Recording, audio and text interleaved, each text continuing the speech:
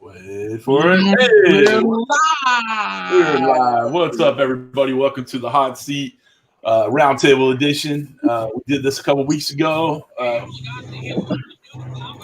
Yeah, that's me. That's my bad. That's my bad.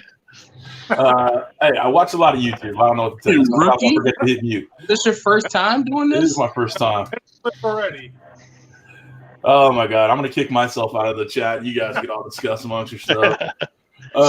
So anyway, we did this a couple weeks ago, discussing the benefits of Blackstone, or the all the good features, all the bad features, whatever. We had a nice roundtable, had a great time.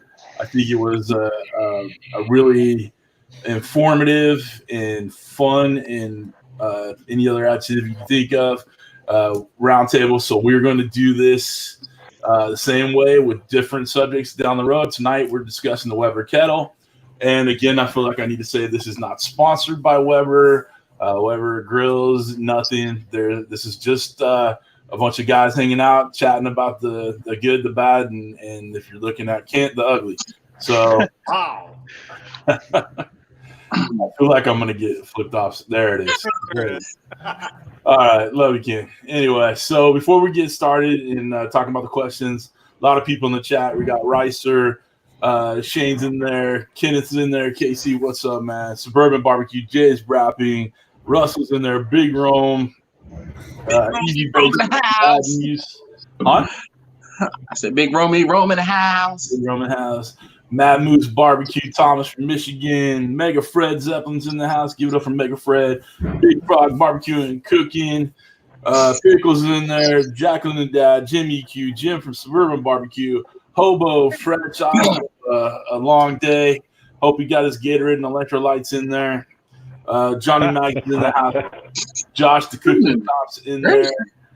His meat probe is broken. Damn, son. From what we saw, it doesn't surprise me.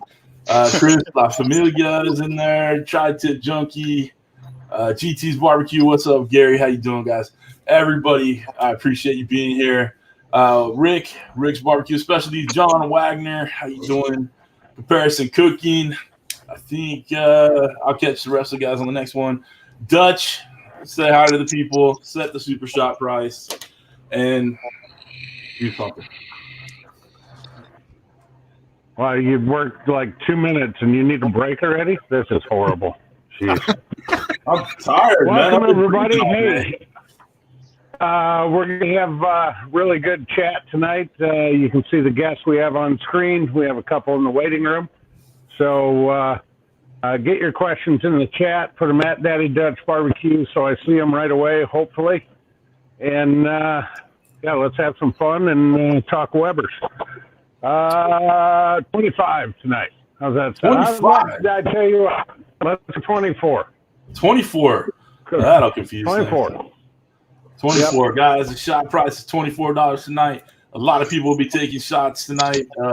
Dashes contracted the coronavirus. So let's get it popping. Come on. Get it popping.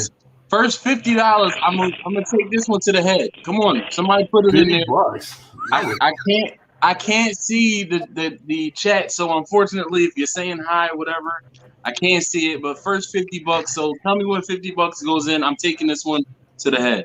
Right on. That's awesome. I love it, dude. Dash is my hype man for these super shots, man. Northeast Beast LaFoe, how you doing, Jeff? What's up, brother? Jeff? I think that Mega Fred. We'll ask your question, and I think a lot of these guys, they've already been on the hot seat, so they probably answered it, but we'll get some one word and answered in there. Frack Daddy, how you doing, brother? Some girl from Pittsburgh took it to the head today. Hobo. Oh, how it is to be single.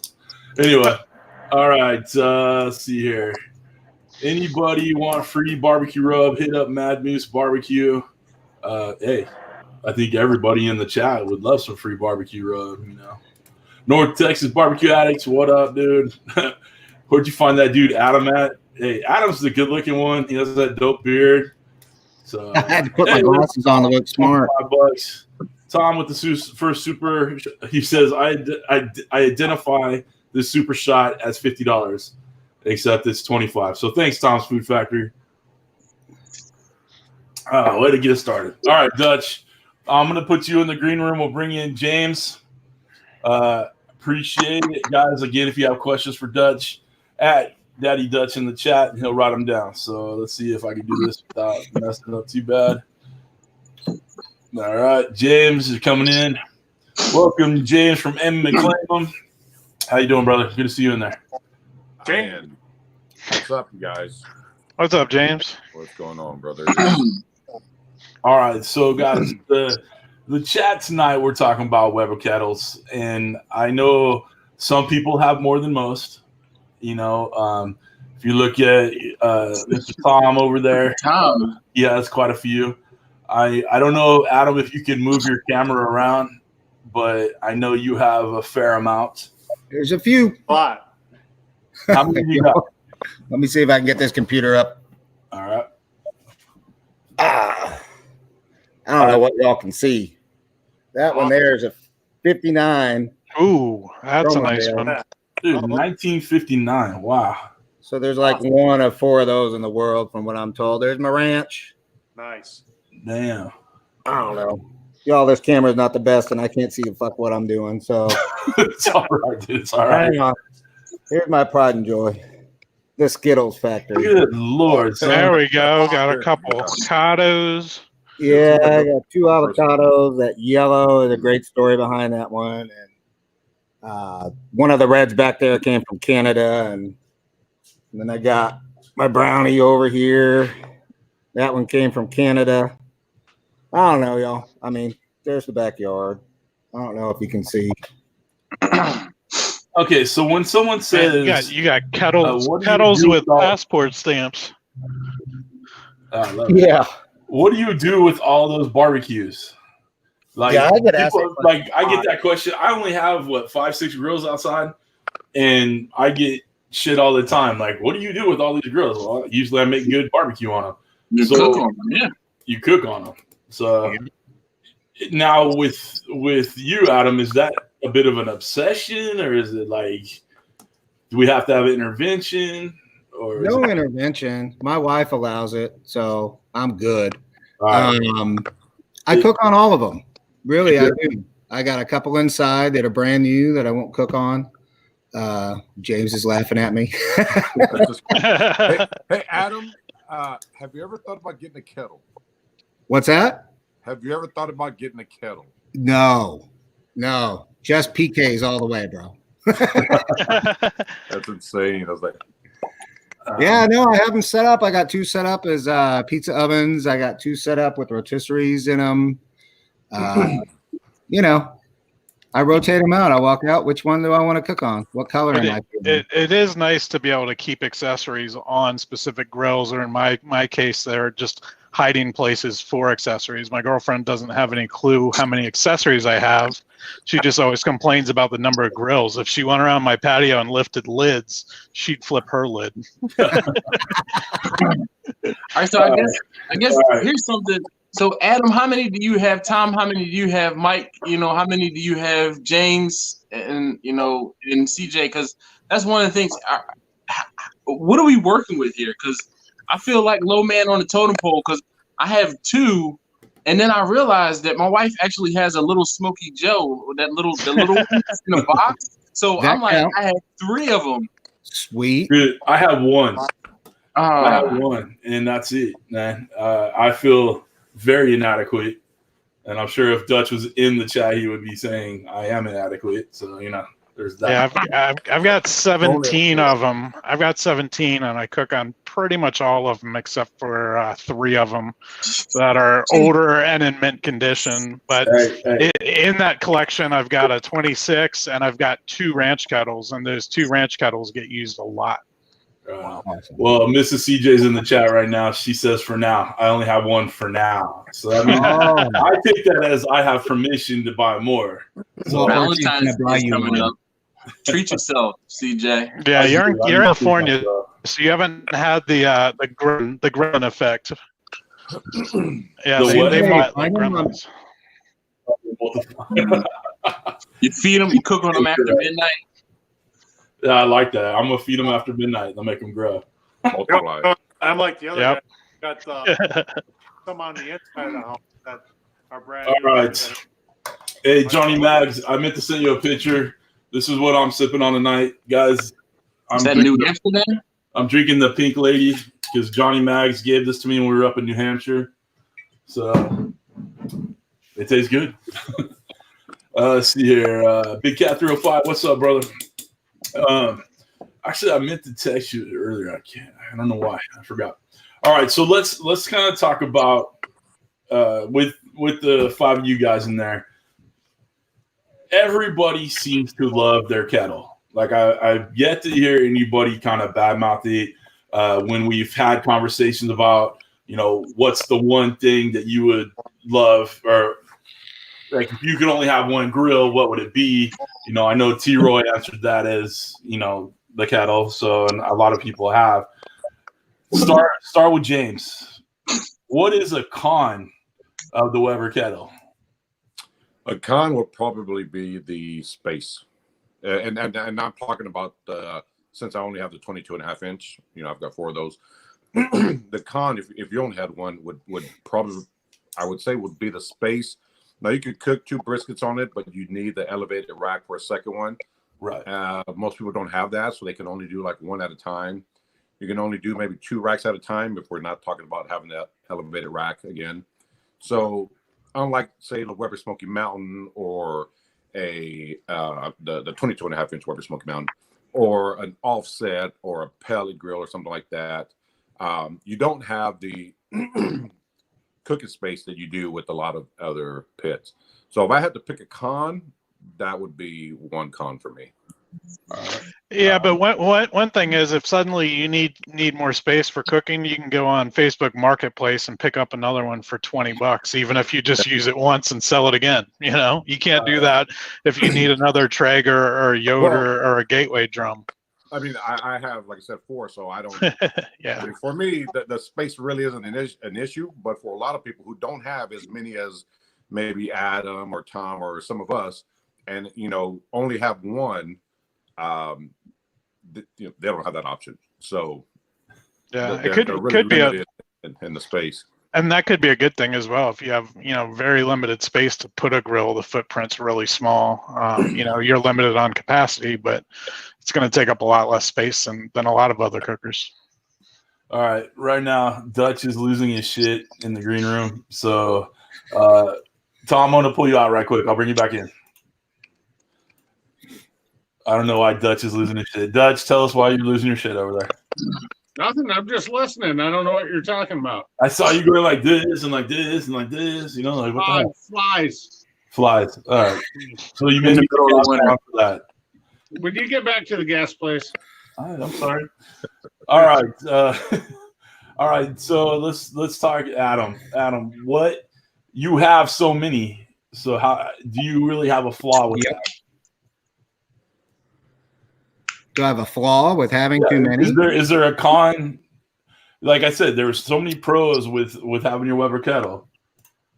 Do you have? I would think that first I have to agree with James. Space immediately. Right. When I started collecting the performers first because I like the table off to the right, for prep and for holding stuff. So. There's so many accessories that you can buy, but I think that Weber needs to come back out with the side table for the actual 22 kettle would be awesome. So I would say just storage space or prep space or whatever for when you're pulling stuff off. Not a lot of people have setups like we have our outdoor kitchens and have a lot of, place to put stuff. So I'd say that's going to be a con. Adam, if you haven't seen it, I put a kettle, my performer, because it didn't come with the hardware. I actually cut out a hole in a stainless steel table and put it in it. I saw that the other day. So that is an option for to do the whole Weber thing. Of course, it probably cost you about the same because it was like $120, $130 for the table. And then if you find a cheap Weber off of Facebook Marketplace or Craigslist, then that might be a viable option for some folks too. For sure. Also, Only Fire on Amazon has got a side table now, a stainless steel side table that'll hook right onto your 22 inch. What? Yeah. Kind of like the old ones, the plastic ones that Weber used to have, but it's stainless steel. Cool. Nice.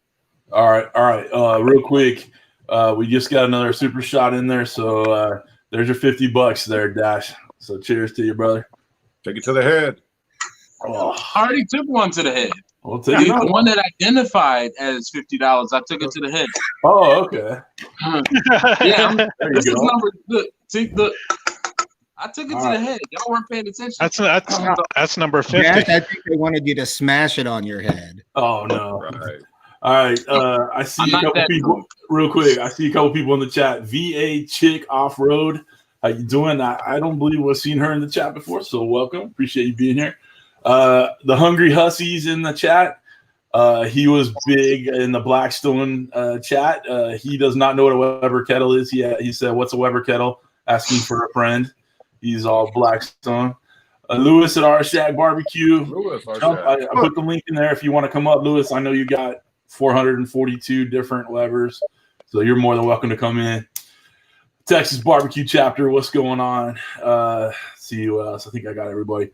All right, Oso's Barbecue. There you go. I saw another one there. All right, Tom, you have very, very pretty collection of any of your barbecues are immaculate, clean, beautiful. Talk about do you have any cons or any thoughts about the kettle?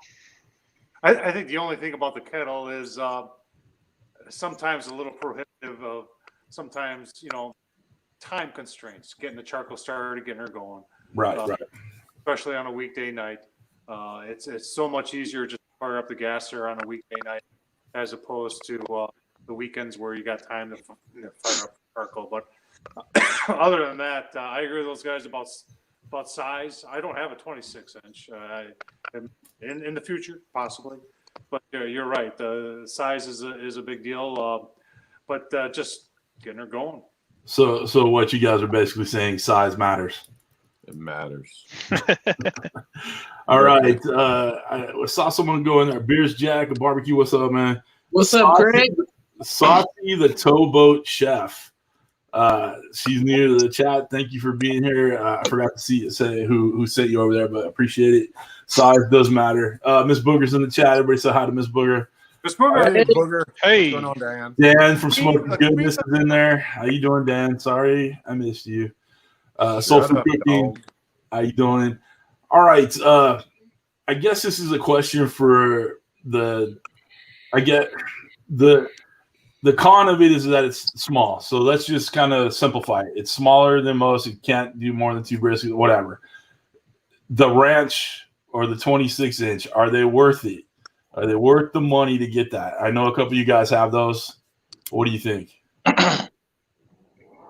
Mike, you have 2. Why don't you take that one?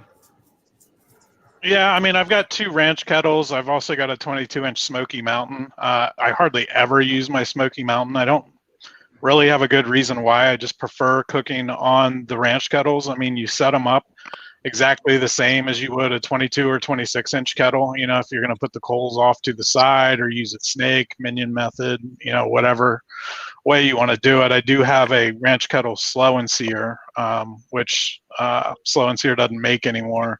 But I use that in one of them, and then the other one I'll just bank the coals. But for me, it's just a similar setup, larger size, so you're using more charcoal. But like last Thanksgiving, I did 3 16-pound turkeys on one ranch kettle, all at the same time. So it's got the room. Like in KCBS competitions, I use 2 ranch kettles, and that's it. So it gives me all the space that I need, and I think they're just as easy to control as the other kettles. Right. All right. So before you go, Smoking Joe's Pit Barbecue's in there. He says Mike is talking too much. Mute his mic. So I don't know if he's just being a punk or what, but congratulations on the 5K. Hitting 5K subs, Smoking Joe. See Sean Hogan, I see you in there. What's going on? He said 3 16-pound turkeys. Big cat. That's insane. Yep. All right, Adam, go ahead, buddy. I love the ranch. Tons of room. I've got 2 26s. I do have a ranch in the garage that we're gonna make a ranch performer out of. So I'm gonna make a table and drop it in there. But the room is A what? A what? Yeah, Mike, I'm gonna make a performer out of a ranch. Well, So, I'll make a double performer out of my ranches. How about that? There you go. No, pretty ladies. It's just bigger, better. It's just space. It really is. You can cook a bunch of stuff.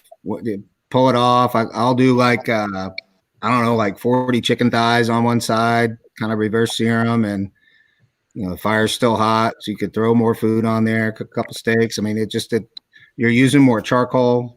The pit's already hot. You might as well take advantage of it. Now, do you feel that it's like, I don't know, this is gonna sound like horrible, but too big?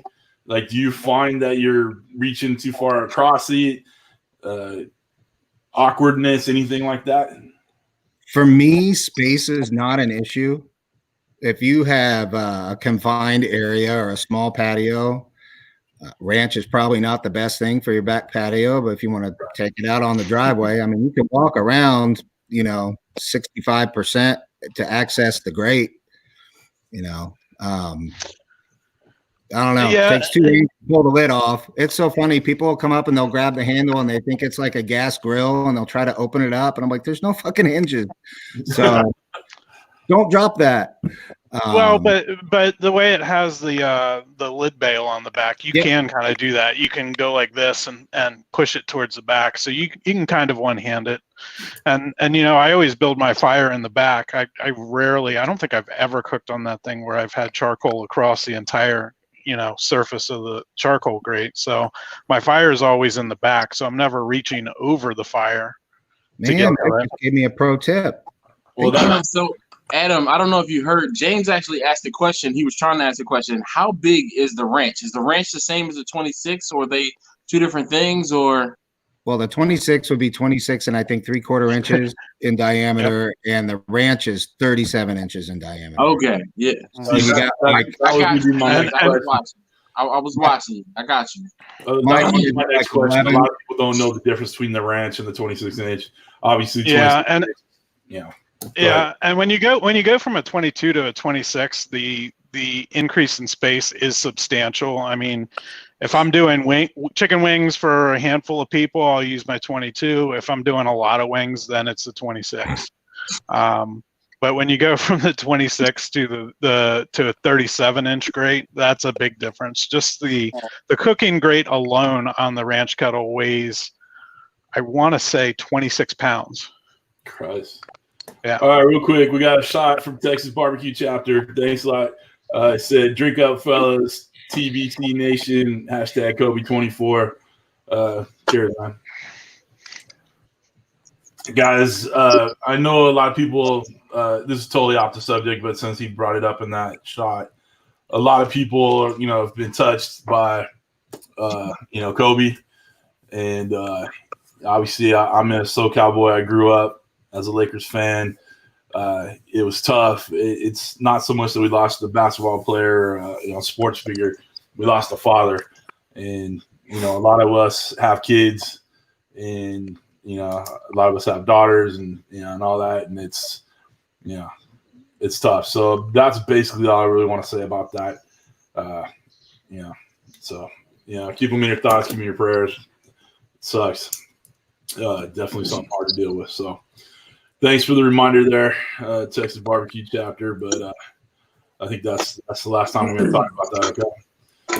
All right. Before we go to the next question, Cooking with Kirby, I sent you the link to the live stream if you want to jump in here. I know you said something about coming on. Who else did I see in there? Oh, Big Cat 305.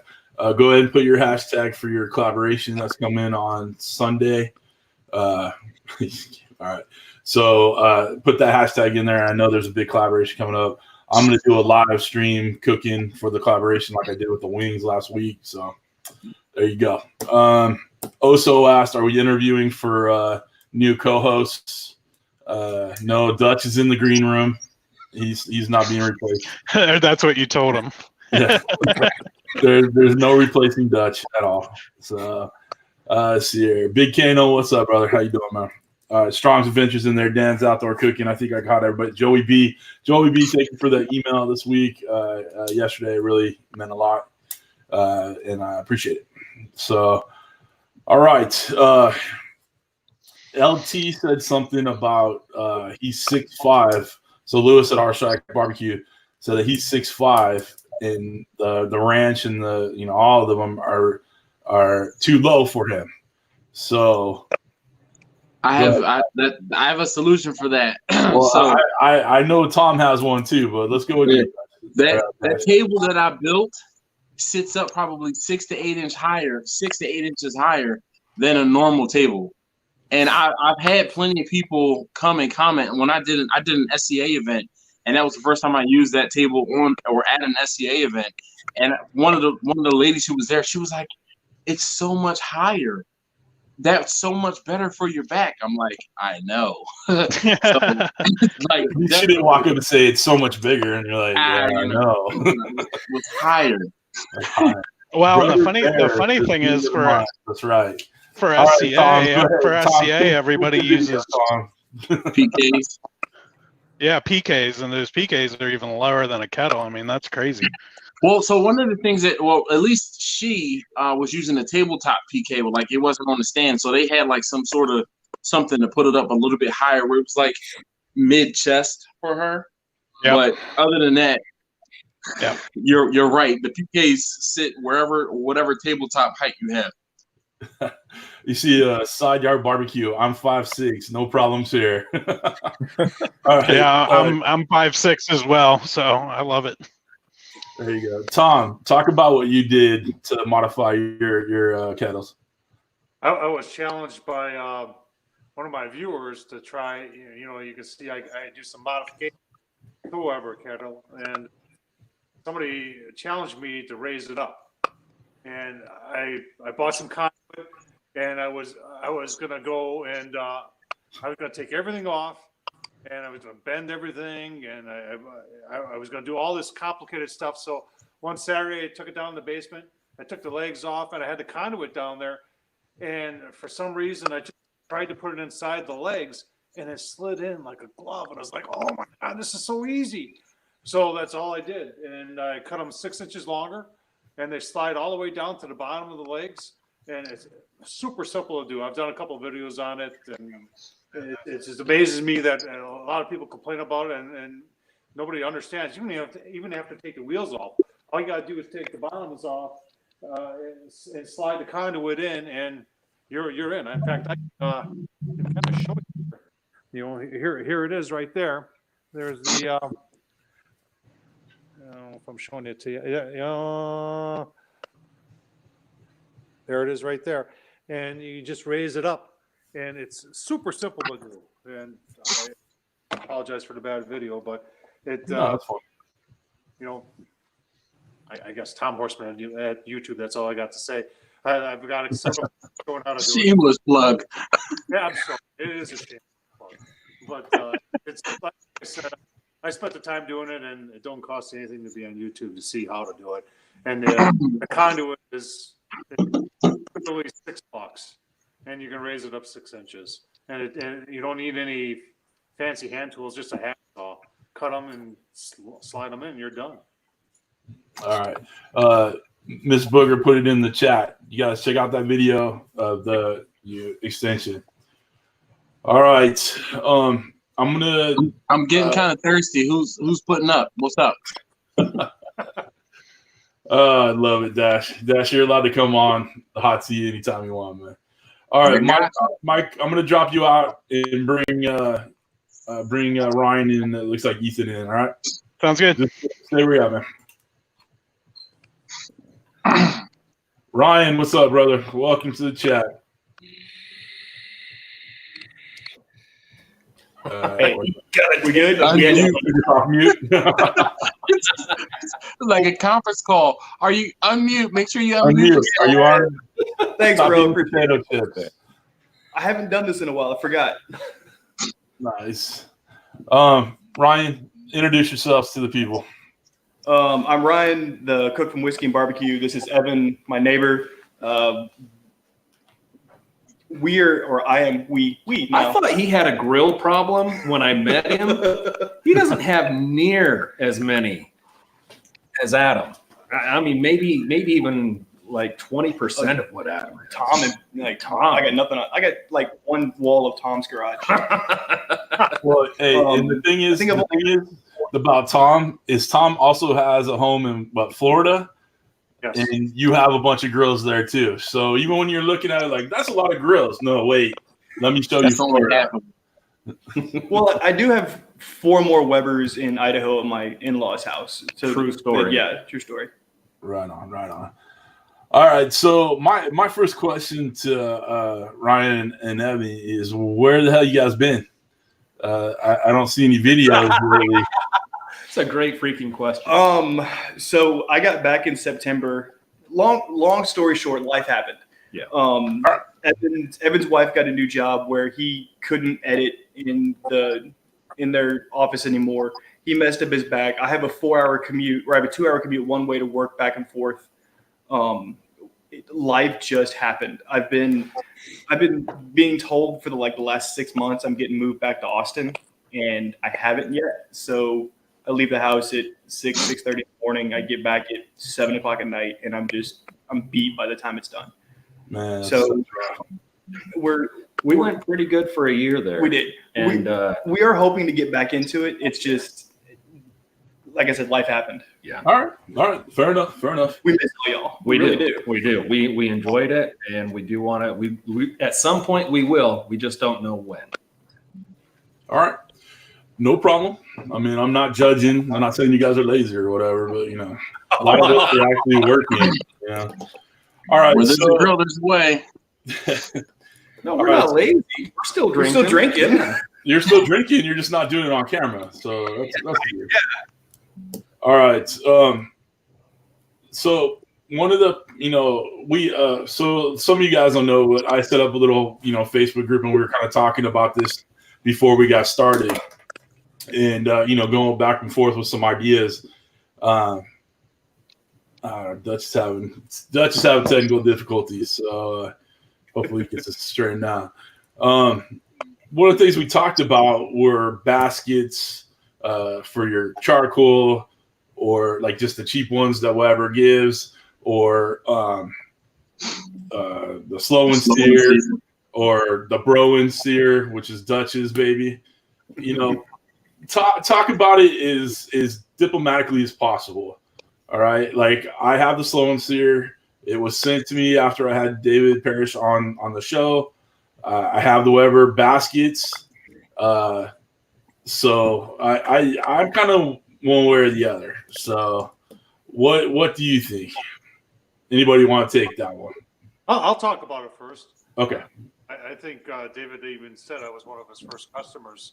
I asked for it for free. I bought it, and I still use it to this day. And regardless of what people say about it, and in fact, in one of my latest videos a couple of days ago, I talked about how it, even if you use it as a charcoal basket, it does a great job. Right. And the water reservoir on there, I did ribs on Sunday with it, and mine is like one of the originals, and it still holds water. Everybody said it wouldn't hold water. It would rust out. It wouldn't be any good, but it still performs every time I use it. In my opinion, first of all, it's one of the few accessories that I have for Weber or anything else that I haven't modified. That says how great it is. Right. I think that it's just well built, and they're going to last forever. You buy one, you don't have to buy another one. They'll last forever. All right. Before the next person jumps in, super shots from Texas Barbecue Chapter, Big Kano. Cheers, guys. I appreciate it, guys. Big Rome, you got the shout out. Appreciate it, guys. These super shots, they really add up. They're really a good time. It keeps Dash drunk, and that's all we want. So I think a lot to get me drunk, buddy. I'm only on number 3. Okay, tell me something, Dash. When you were on, by the end of the show, I was no pain. Hammered. Like, yeah, I was 17 sheets to the wind, but that's okay though, because the guys in the chat will tell you that on my live streams when I first started out, I drank moonshine. I drank moonshine on my live streams, and I used to have a 2-drink maximum on my live streams because there was one live stream where I was like, like we're an hour and a half in, I'm feeling good. Let's have a third. No. No. There have been a few that, like, usually we do these shows and we do the shots throughout the show, and some are more, some are less. But there's been a couple of shows where I was feeling no pain by the end, where I was like, can we please end it? I'm about to stammer, slip, slide, pass out, whatever. I'm like, we need to be done. So, all right. So back to the question, James, I know you have slow and sear. I know you probably have the Weber baskets. Is there, and then, and I know Ryan's done a video on the snake method. So what do you think, dude? Well, I like both. Do I think you need both to operate a kettle? No. Right. What I like about the slow and sear is the amount of, and I have the one for the 22.5 inch for those who might be wondering. I love the amount. I think one of the advantages compared to the baskets is the amount of charcoal or lump, whatever you're using, that it can hold. I also like that at the end, when I shut my vents down, the fire dies down. The next cook, I just pick up the slow and sear, shake the excess ash off, and then bam, right in there. So if I'm doing long cooks, and not that you can't do it with the baskets, but for my longer cooks, I think the slow and sear performs better. I do like the fact that you can add water, in the reservoir, even though I never use it. What I like about the charcoal baskets is I use those anytime I'm cooking ribs on a weeknight and I want to get them done quicker.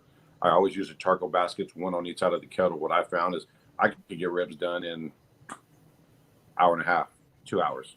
Right on. So that's the advantage of the baskets. I can't do that with the slow and sear. I mean, I guess I could if I get that thing, roaring hot, but I'm also going to use a lot more charcoal. So if I'm cooking something that isn't a long cook, or I don't want to spend all night cooking, I think that's where the baskets come in place, or come into play. I just like those for my shorter cooks, or if I don't have a whole lot of time. I think both work great. I don't, I'm not going to say one is better than the other, because I think they both serve a purpose and they both can kind of do different things for you. So for me, I like both. I have both. I use both, and sometimes I don't use either one of them. But I like the options. And I know some people have complained about the price, particularly with the slow and sear. My thing is, we all pay extra for convenience. You go to a grocery store, you go to a convenience store, you're going to pay more.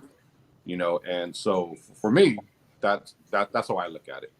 And I'm just willing, while it's a one-time price up front, the convenience that I'm going to save over the years, for me is worth it. Yeah. All right. I have a couple more thoughts on that, but we got another super chat. It wasn't quite a super shot, but new sub here. Unix format. Found CJ by his keto drink. I made one keto drink, so right on. Got some great barbecue. Y'all look like a good group. Guys, if you see anybody you'd like to watch their channel, most of the people in the chat are YouTube channels. Go by their comment, hit the 3 little dots by their name. If you'd like to subscribe, go for it. Anybody in the chat, they're all good people. So we don't do stuff. We don't, except for who? Kent. If we don't do stuff for sub, but if you see someone you like, check it out. There's a lot of great channels for sure. So thank you for the super chat. Let's see here. JP Barbecue's in the house. What's up, JP? Hey, JP. All right. I'm gonna take you out, and I'm gonna put Dutch back in because I want to talk about his bro-ins here. But before we do, there's Dutch. All right. What I want to talk about is the slow and sear doesn't leave my kettle just because like it's a convenience thing, right? Yep. Except for when I use my rotisserie. If I use a rotisserie, I like the little baskets on each side. So do you guys find that as an option or a thought? So I kind of when I got my kettle, I'm behind the curve, so I probably got onto the kettle way later than all of you guys because I've had the kettle for like less than 6 months using it. Okay. So I have a Vortex, or I have a Portex. I got the knockoff off Amazon. All right. I have the Portex.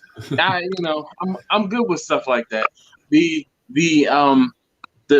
charcoal baskets from Weber, and I have a slow and sear, and I've used all three, and I found that when I used the dual baskets, I did a leg of lamb or a boneless leg of lamb, and it was just too much. It was too much heat with the rotisserie. Now, trying to do a slower cook, I found that I can start a fire in the edge of the Vortex, in the edge of the slow and sear, and it'll be okay. In the beginning, I couldn't understand, like I didn't know what the point of the purpose of the slow and sear was. I was like, I don't. The price was like $100, $120. I was like, I couldn't justify it. But then after using it a little bit more, James, I agree with you. The convenience factor of having that charcoal at one spot, that's what you're paying for. No, but Dash, you can set up those charcoal baskets from Weber the same way. So if I set up my rotisserie, I got one on each side, and I'll put my hot coals on the top right of the right-hand basket, and then the bottom left of the left-hand basket, so they're burning towards one another. Okay. Makes sense. So you're getting even heat distribution throughout the kettle. Okay. And you can't add the water unless you add a water pan to it. So now it's just one more thing you have to add to it, which again, just kind of it's in there with the slow and sear. The water trough is definitely huge. Listen, if anybody follows Hobo and has followed for a while, we all know that. I'm sorry, not Hobo. Meat Cranium. Oh yeah. I mean, I'm not going to get into all that, but he kind of proved that you can kind of do the same with both. But if you're using a basket, you don't have the convenience of that water trough unless you add an extra water pan to it if that's something that you're wanting to do. So, but yeah, you could definitely kind of do the same thing with the water basket, with the charcoal baskets. But again, just the convenience for me at least. Yep. Pour some water right in there, and I'm done. I don't have just make sure you pour the water in there before it gets too hot. Ask me how I know. What I think about is you brought up the shaking the ash out. Like you shut your vents down, it shuts it down. And I've noticed that when I shut everything down, I have leftover coals. Yep. You use the next time. But I have my baskets, it seems to still kind of burn out. So it slight money saving, I guess. Bag of charcoal is $5, but still. I need some of that $5 charcoal. What you talking about? The Lowe's by the house, man. Lowe's has Royal Pets for $5. I bought 10 packs. How big are those bags? Hold on, we got a level set us here. Dash, you get an 8.8 pound bag B&B charcoal for $4.97. I think it is. Y'all be holding out, man. Y'all need to share when y'all get these. You need an HEB. Where you at? Look, I'm not in Texas. We don't have the HEB. I thought you got to get like a shot for that or something like that. Don't you have to see a doctor when you get the HEB? Hey, that's the HIV. Oh shit! All right, Dutch. I want Dutch to talk about his miracle invention. Let's talk about the bro and sear. The bro and sear. It's a good sized charcoal basket. What can I say? It's 20 inches long on the straight end. It curves out to about 8 inches. Here's one of my older ones that I put together. Charcoal will fall right through that. What's that, James? It looks like the charcoal will fall right through that. Well, yeah, if you don't have a grate underneath it, it sure will, won't it? But you know, if you're banking it on the sides, you already got you're already on your charcoal grate anyway, right? So half of this has got extra underneath it, and the other half, you know, your charcoal sits on the grates like you would if you weren't using a basket.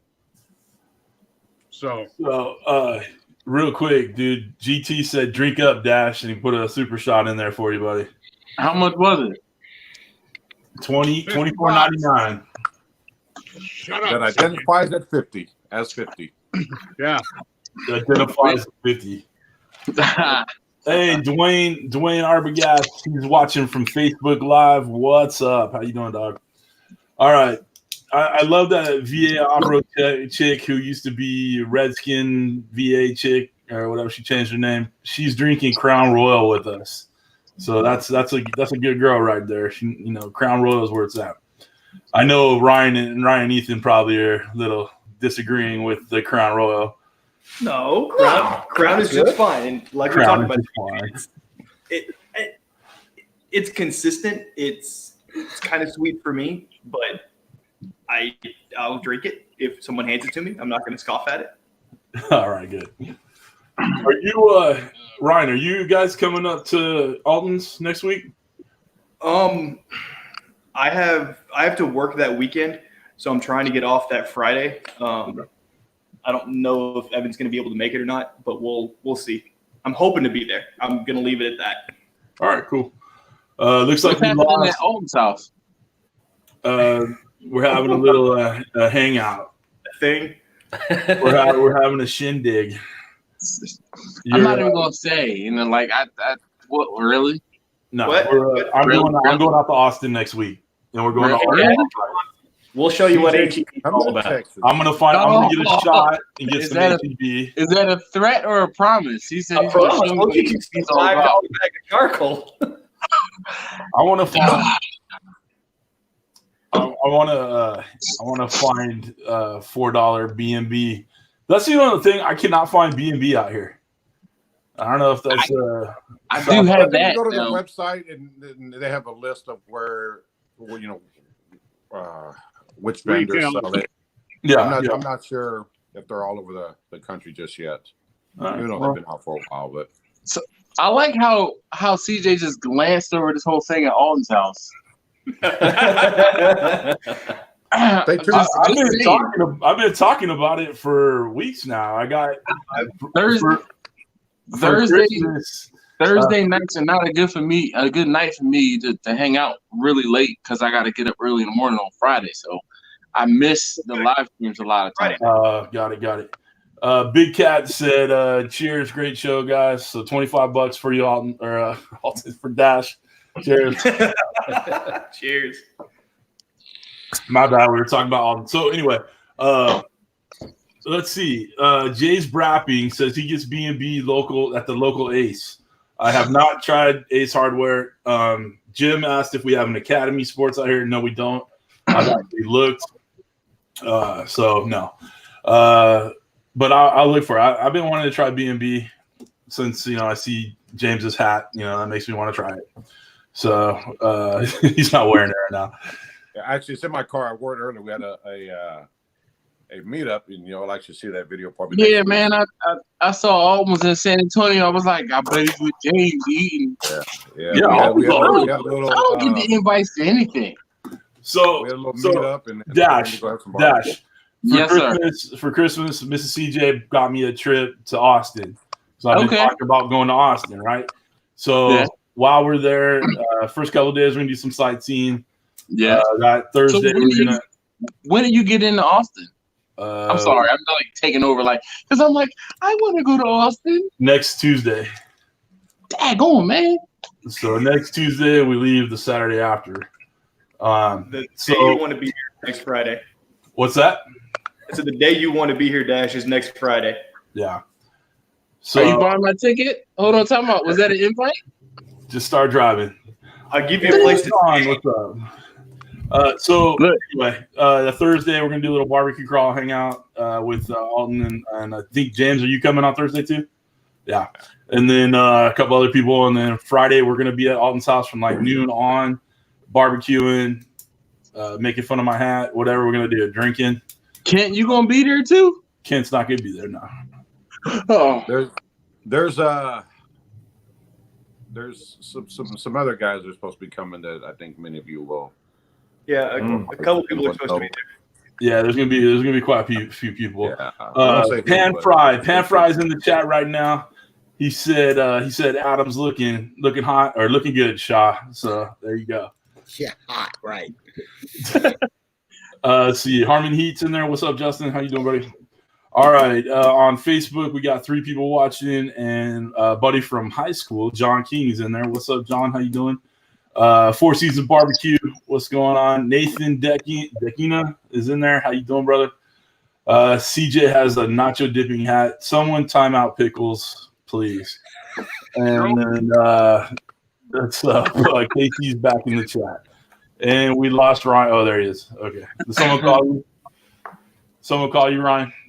No, everything. It said my internet dropped out, so I paused everything so you knew I was having problems. You all turned into a lot of circles.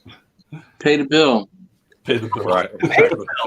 That's easy. That's why he's not doing YouTube. He's working so hard. He's paying that bill. Man, all right. Thank you. Pickles has been put on timeout by Smoking Joe.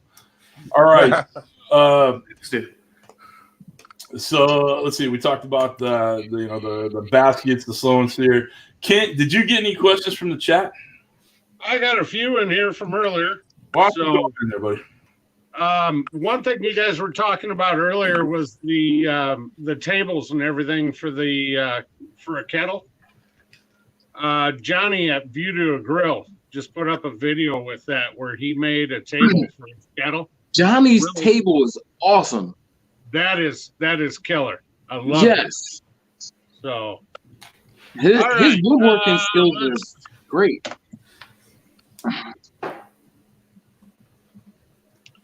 Let's see. Big Rome wants to know if any of you guys are looking at purchasing the new Weber pellet cooker. Look at him. Yes! I'm gonna use his. So are you gonna go with the 24 or the 36? Not sure. Well, I would go with the 48 if they made one. Yeah. Yeah. With the amount of cooking that I do, the bigger the better. The larger, the more convenient. But man, that thing.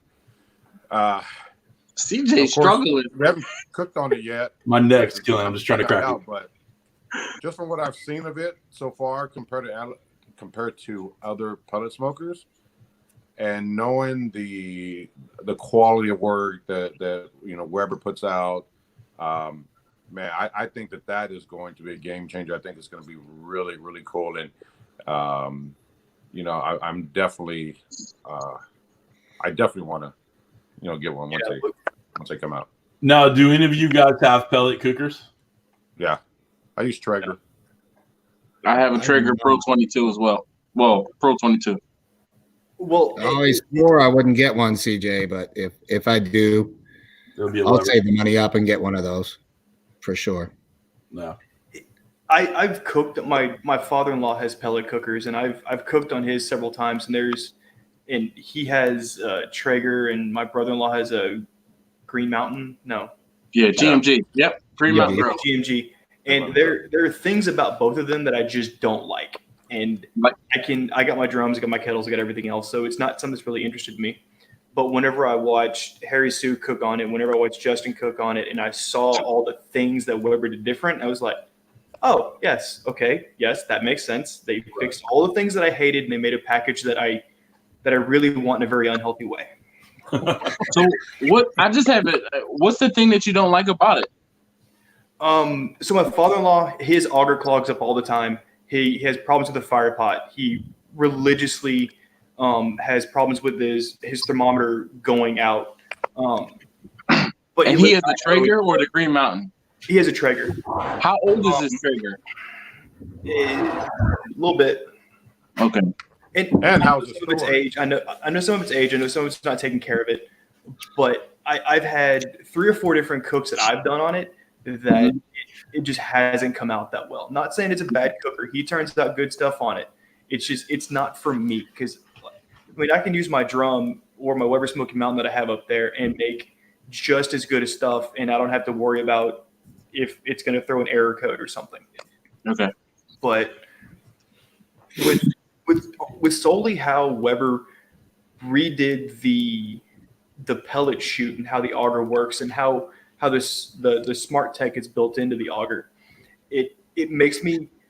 I don't know if I'm going to run out and buy one the day it comes out, but if I cook on one a couple times and I like it, it will make it to where I'll get a pellet cooker. All right, real quick, Adam, I'm gonna take you out and bring Tom in. I know he has a bunch of. I know he has a pellet pooper.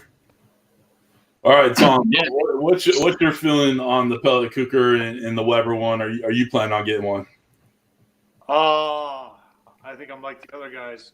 I'm going to let other people use it first. Smoke fire, as Weber is calling it. I think it's got some flaws, and I think that's why it's not been 100% released yet. I was very disappointed when they put out their little video and brought in Harry Sue and Justin and those guys more or less drank the Kool-Aid and then made videos and talked about how great it was without talking about they downplayed the fact that when you're low and slow that you want the grease to stay in the pellet grill. You don't.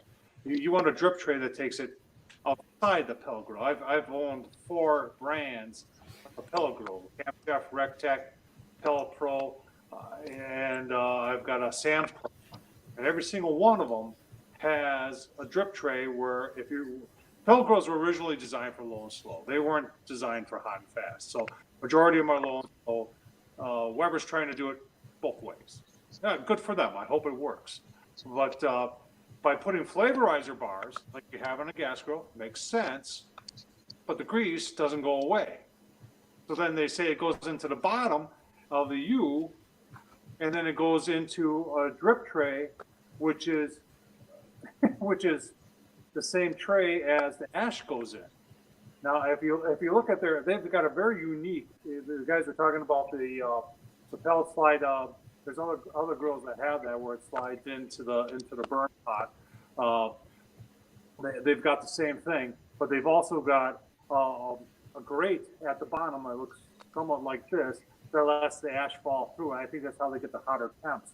But that ash is going to have some sparks in it. You're putting that into the same container that the grease goes, and in my opinion, that's a fire hazard waiting to happen. And they did not address that. They also talked about it being able to sear on 100% of the grill. A fire pot is like 5-6 inches. That's all. That fire pot isn't going to get all the way out to the edges to get that 700 degrees. That's what they kept on talking about. The whole thing gets to 700 degrees. I don't believe it does. I believe it may be, radiant, 12-inch or whatever. And then, Justin put up his other video that said, let's chat about it. In that video, he backed off on the size of the sear, and then he said, well, if I get it, I'm going to put a foil down there to catch the grease. All I'm asking for is Weber to be honest. Just be honest, man. That's all you got to do. You're making all these claims saying it's the greatest thing, and if it's not, just be honest with us. Tell us what it's able to do. And they kept on saying how they've cooked truckloads of meat on it. Where's the videos of that? Where's the pictures of that? I mean, if I'm a tester and I'm doing stuff like that, you send me a pellet grill, man, I'm making videos left and right. And I'm putting it all over Facebook, whatever. I'm putting it all over the place. There's nothing out there. There's just their promotional videos. And that's probably what raises the curiosity with me the most, is that there's really nothing else other than the promotional videos that we're doing. I hope. I'm sure it's going to be fine in the end, and they'll stand behind it. Their base unit, their small unit's $1,000. So if you want to pay $1,000, yeah, go for it, man. Well, just for the record, I'm accepting donations. Yeah, Hit my PayPal. my PayPal. Nice. For a Weber smoke fire.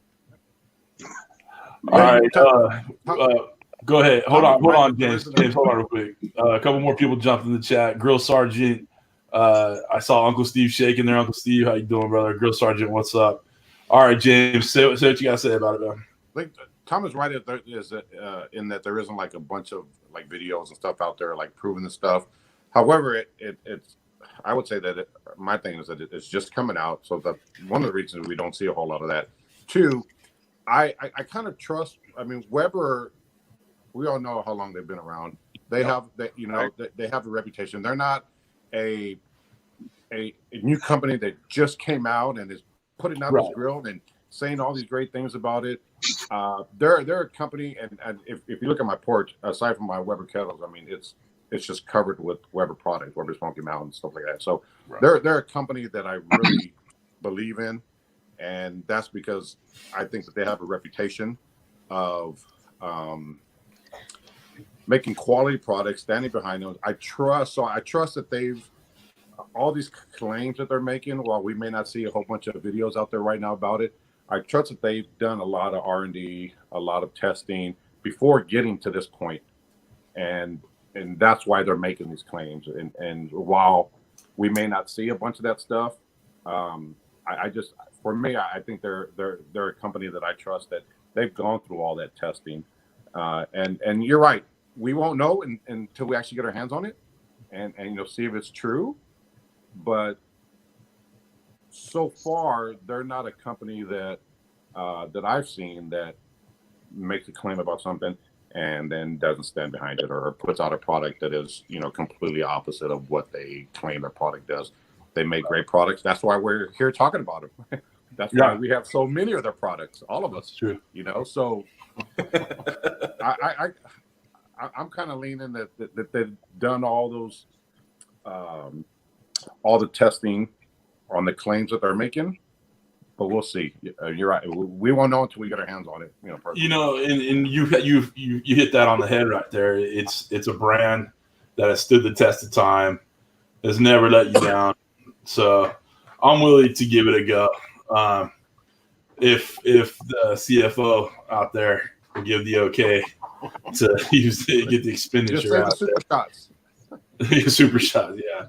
It's a lot of super shots. So Ken, We'll have a super shot marathon. This we're gonna do a smoke fire shot marathon with a handle. Dude, hey, she's watching right now. She just said no. What? No. Someone time out. CJ. Maybe you can do that next week when you're at Alton's house without me. Why? Hey, Dash, if you come in, you've got a room to stay in and you've got transport. Just get here. Get to Austin. Everything else is taken care of. Dutch time out. This is CJ. Oh, shit. Hold on. Time out, CJ. Time out. My man to proposition me. So you live in Austin? Yeah, I live 30 minutes from Alton's place. 45. North or south of Austin? Or we're in Dripping Springs. We live out west. Oh, okay. All right.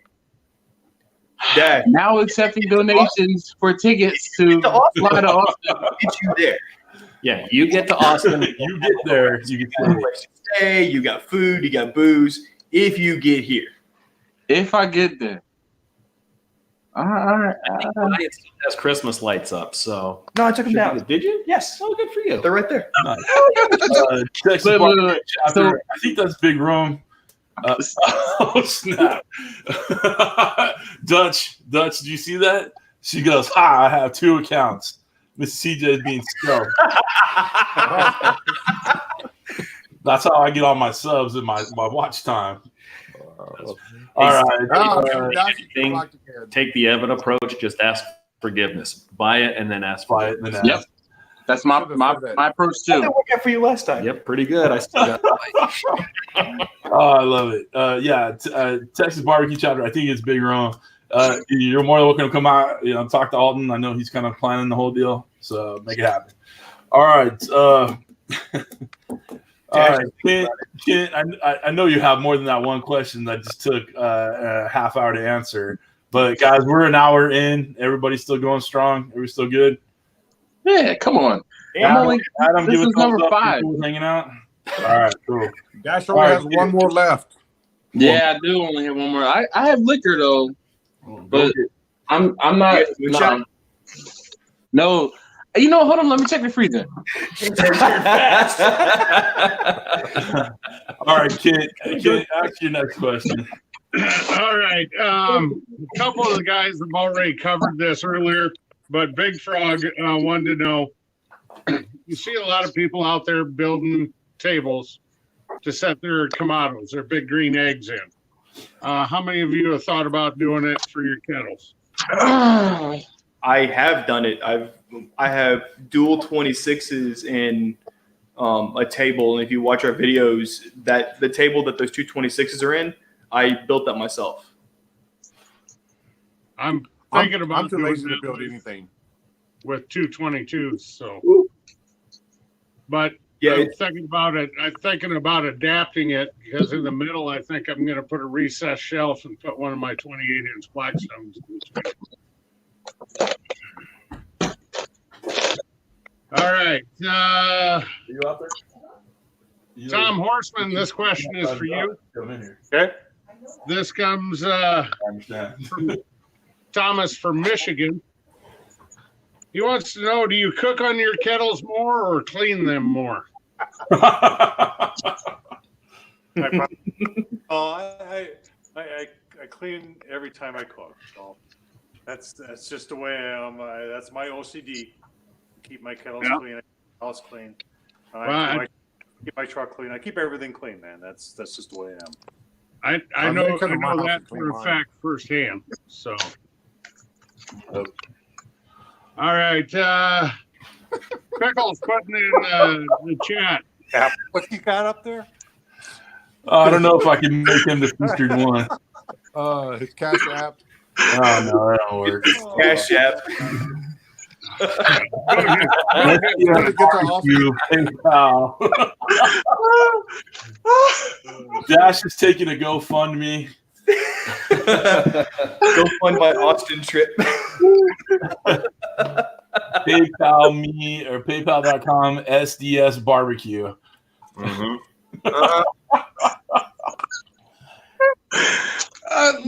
me just tell you guys, I love you guys. Like, I'm glad you put up with my stuff. All right, that's all I'm saying. Go on, dude.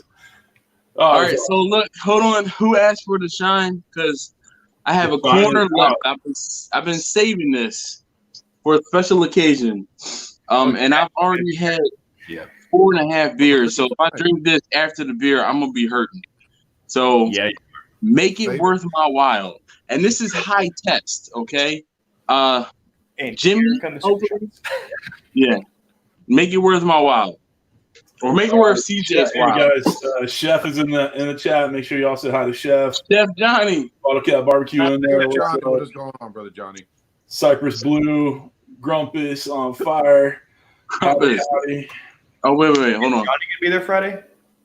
I believe so. Okay. I know who's not gonna be there Friday. Not unless everybody donates. Miss Booger, if you can find his PayPal link in his videos, feel free to share it. Oh, that's what. Hey, thank you. Put that up in the chat, Dash. What'd you say? Link in the chat. Listen, all up in the chat. I can't. The problem is I'm using my phone to stream. So if everybody in the chat can donate $1, Dash will have enough gas to at least get to the airport. So I drive a very fuel efficient diesel vehicle, so I need fuel. He's gonna drive all the way from was it Maryland to I'm in Baltimore, yeah. Baltimore, yeah. All right, I need to get my glasses. Show it again. All right, it's PayPal.com. Oh wait, hold on. There we go. PayPal.com/SDS barbecue. Yeah, SDS BBQ. Yep. Get me to Austin. We're taking donations for his Austin trip. All right, Dutch, go for it, brother. All right. Cooking with Kirby wants to know, James, what is the longest cook you've gotten out of a full slow and sear?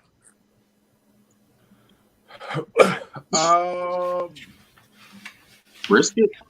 Well, I mean, brisket would be the one thing that I cook the longest, but I don't cook mine more than 9-10 hours, and even at that, it's still about halfway full. So I've never ran it like the full length to see how long it will last. But I've probably gone about 10 hours. Here's a question I have for you with doing that. Are you only starting like in the corner, or are you lighting the whole thing? No, okay. Start in the corner and just letting it kind of like the minion method. And you said without the water pan, right? Right. You kind of like level set, everybody. And was that lump or charcoal or briquettes? No, it's briquettes. And okay. If I'm cooking hot and fast, I use lump. Oh yeah. If I want longer cooks, I use briquettes. Whether it's B&B or Kingsford or whatever. They're all the same size, so, pretty much. So they burn more consistently, more evenly, slowly, compared to lump, where you can have a big old chunk of lump and then a small chunk, and so it just doesn't run as evenly, but it runs hotter. So I use that for hot cooks, briquettes for my slower, longer cooks. All right. I'm learning. I'm asking questions because I'm trying to learn myself. With my slow and sear, I put the Kingsford, the long cook, the King's Professional, whatever they call it nowadays. I loaded it up. I did a 1/4 burn, nothing in the kettle because I just want to see what it could do. And I maintained 225 to 235 for about 14 hours in the slow and sear. But that was nothing on the grate. That was just straight burn, and it was an empty water pan. Did you have the water pan in it, or was it? No, the Godfather, T-Roy gave me mine, so it's not the removable water pan. It's just the water pan. Okay. And I'm looking at Southwest to see what flights were US dash. So calm down. That would make for a good video. Yeah, PayPal.com/SDS. Doing a brisket with the slow and sear, something like that, just how long it would last.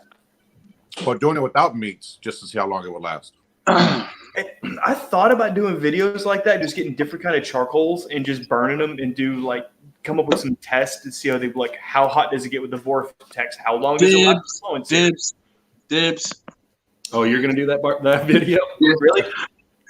I like you're releasing any. That's true. Oh, wow. Been there, Jacqueline and Dad. And he's sitting right next to you, man. Jeez. That's right. I'm like a foot taller than he is. World's pretty good. Is Tom off? You're at least 6 inches taller than most humans. How tall are you? Tom, are you offering it average off yourself, or just showing it off? No, I'm just letting everybody see what it looks like, man. Oh. Gotcha. Yeah, that looks good. Yeah, that's like the one that Troy gave me. Yeah, there it is. All right, real quick. People are hollering for Big Rome to get in there. Rome, hit me up on Facebook Messenger. I'll send you the link if you want to come on.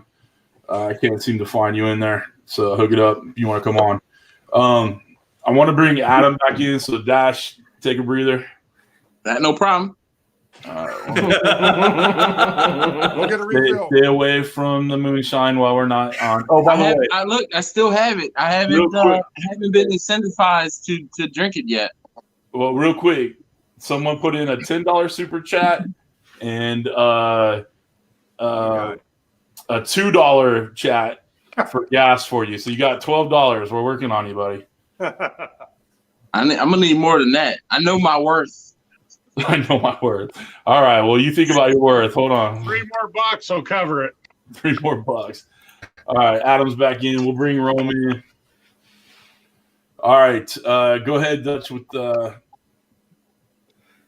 you got, man. All right. Mike, Big Cat 305 wants to know, Brother James, You ever use your kettles for comps? Your 22-inch? Yes. Absolutely. Yeah. Listen, for me, my opinion, the kettle, and anytime anybody asks me, like, if they're just looking to buy their very first grill, what I recommend, it's always a kettle. The kettle is extremely versatile. You could grill on it. You could smoke on it. I call mine Bonnie and my Weber Smoky Mountain Clyde, and Bonnie and Clyde, because a woman, as you guys know, a woman can multitask and just do a whole bunch of things at one time. So mine is Bonnie, and that thing, it's just, I cook some of the best briskets on my Weber kettle, and I have used it in comps, and every time I've used it, I place with it. I use it because I know it. I use my kettle probably 2-3 times a week. So I'm extremely familiar with it. When I go to cook off, that's a huge advantage. And if I'm only cooking one meat, a brisket, say, or a couple of racks of ribs, I know it's going to run. I know exactly how it's going to run. I'm not worried about a single thing.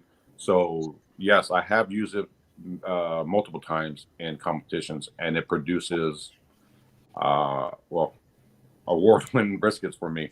So absolutely. On that, everything that James said is spot on. I'm fairly new to this, been doing this for about 18 months, moved in next door to him, found a 22-inch kettle on like next door or Craigslist or something for free. We cleaned it up, and everything that James said, I mean, every kettle's going to have its own personality, but once you learn it and what the kettle's going to do, it is a very versatile cooker. This is why in all my videos, you never see me use a probe to monitor the heat on my kettle, because I use it so much. I know if I set my vents a certain way, I know what my temperature, what it's going to run. I put my bottom vents a little bit less than halfway, my top vent a little bit less than halfway. I know it's going to run anywhere from 265 to 275. If it's a windy day, it might go up to about 285. But I know this because I use it so often, and this is why you watch all my videos, any of my videos, I never, ever use a temp or a probe to monitor the pit temp, because I just use it so much that I know what it's gonna run. Yeah, I agree with that. I was the same way. I got all the different probes, the thermal probe, the whatever stuff and all that. And after a while, it's just like you get to know your grill. You know what you need to set the vents at to maintain 225 for 3 hours or whatever, and then turn things up. And then I use my thermal pop at the end just to a lot of times just for tenderness. Yeah, exactly. So yeah, absolutely. You're right. After a while, you just don't. CJ. Guys, real quick, besides Uncle Steve's comment, he said probe, which that makes us all the 12-year-old boys in us laugh. But he just dropped, Uncle Steve Shake just dropped $100 super chat in there. So he's getting it straight to the bottle. So cheers, guys. Uncle Steve is way too generous. Thank you, sir. Oh, and I'll do a double for that. So I have a question. You guys are cooking kettles all the time that are colored kettles. Can you tell the temperature that your kettle's running, like the colored ones, by the color that it changes? So like I love that everybody just looked at you the way that I look at you. It doesn't make any sense. I have a particular one that's actually at my in-laws right now that I can, whenever I'm doing like a slow cook on it, if the color doesn't change, I know it's running about 250, 275 just by how it's set up and everything else. It's red, but it starts getting darker, and I know it's gotten above 300, and it turns almost burgundy maroon. I know it's above like 450. Just by looking at it, you can see the color change on it. I know some people talked about it with the yellow ones, but it's like the red and the yellows actually change color. I don't know about the white ones. I've never had one. The green ones stay pretty consistent, and black is black. Is that like if a tree falls in the woods and no one's around? Does it make noise? Seriously? Hey, real quick, Hobie's Garage and Barbecue's in there. Bad Beast Barbecue. Bad What's Beast, up, Brother Daryl? Daryl. Brother Daryl. All right.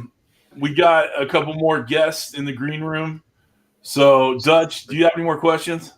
I got a couple, but you want me to do them now or later? No, I'm gonna drop out Tom and Adam and bring in 2 guests. If you guys are cool with it, just stay where you're at, and I'll bring you guys back in. Okay? I don't want to. You don't want to ask questions. Oh, look at that, dude. All right. Hey, Chef Johnny. Chef What's Johnny going on, guys? and Big Rome is in the house. What is going on in the house? What's up, Big Rome? First time in here. First time. Thank you for having me here. Right on. We've had a lot of shotgun for y'all if y'all hit that $24. So just letting y'all know, I'll do it. There you go. You're gonna take it to the head. All right. Cool. I'll take it to the head. All right. Just for you, we got a couple people were asking for Big Rome to get in the chat. So of course I pandered to my audience and we get Big Rome in there. So I've been talking to Big Rome for a long time, dude. It's all good, brother. Texas style barbecue and cuisine. Chef Johnny's in the house.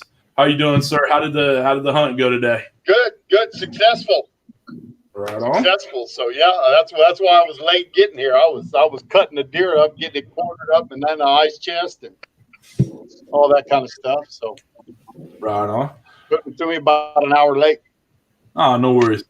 We definitely have enough people in the chat watching. We got 54 in the chat. That includes Facebook and YouTube. Guys, if you want, share this. Hit the little arrow down below. Share it in all your groups, on your channels, all your social media.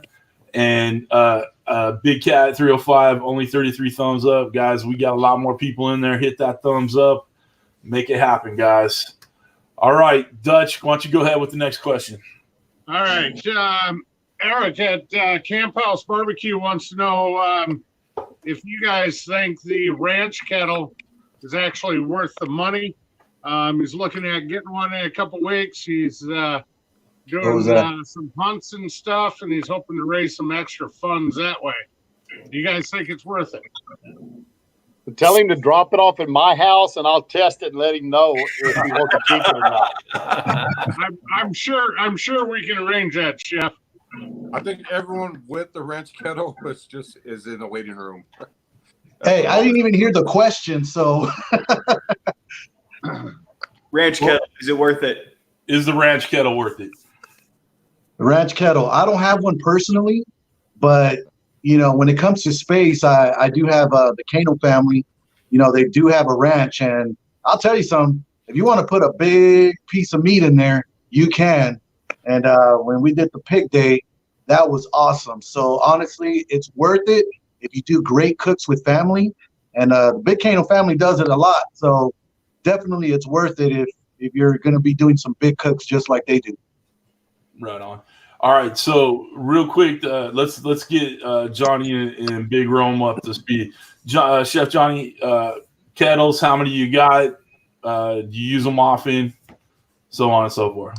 One. I have one. I have the Performer. I think it's called the Performer Pro or Performer Deluxe or something like that.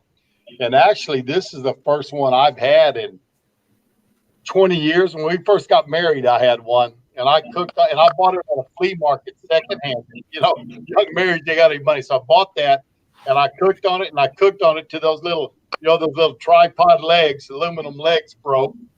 And I had an old wheel at the house, and that kettle would fit perfectly in that old wheel. So we carried it with us when we went camping and went to the beach, and you had to bend over to turn all your meat and everything. And finally, I just cooked the bottom out of that one. And then I didn't have one for years and years and years. And here, I don't know, a year and a half, 2 years ago, a guy had one on Craigslist. He was wanting to upgrade. He had a 3-year-old Weber Performer with the cover on a covered porch. Wow. And I bought it. So it's, $450 worth of pit. And I bought it from him for $225. And it looked brand new. So I love it. I cook on it all the time. I got a playlist that's nothing but Weber kettle. That's fantastic. Bring it up here, teaching my students how to use it now, and they're loving it. All right, cool. All right, Rome, what do you got, dude? I got two 14-inch small kettle Weber grills. I got a 22-inch, and I actually have a propane Weber Genesis that I'm actually going to add an attachment for the rotisserie. So a video coming soon. We're going to do some homemade al pastor tacos. So definitely excited to do that, and watch me soon. I'll make that happen. So definitely a big Weber fan. I actually have a custom table too that one of my buddies made, and I love the hell out of it because you need a table. So I don't have a performer, and we made one custom out of wood, and I love it to death. So that's what I got. All right, cool. We talked about the difference of the sizes. Obviously, most people can identify with having the 22-inch kettle. I think that's the standard for everybody. Okay, Dutch is having a little trouble with his phone overheating, so I'm gonna take Dutch out. We'll put Dash back in, and then let's see here. Drink his moonshine for the $100 super shot. Yeah, he's got to take a shot of that moonshine. All right. Yeah, there you go. Hey, coach. I'm ready to play today. All right. You got the $100 super shot, man. Make it happy. Dash is excited. Yeah, he is. You're just looking for a reason to drink. Moonshine from a cousin? Now from what a up, subscriber. Dash? It's Big Ro, man. How you been? I know, man. Big Roman house. What's up? Chilling, man. Chilling. I love Dash, man. Dash is good people, man. I watch his videos and a lot of things we learn from him. So he's cool people there. All right, I'm just a regular guy. So Hey, just that's so all it people takes, man. Be a understand. regular guy. Be you. You have fun. Oh yeah. People understand. The regular 22-inch is $100 to $150, right? The ranch. What is the cost of the ranch? Retail?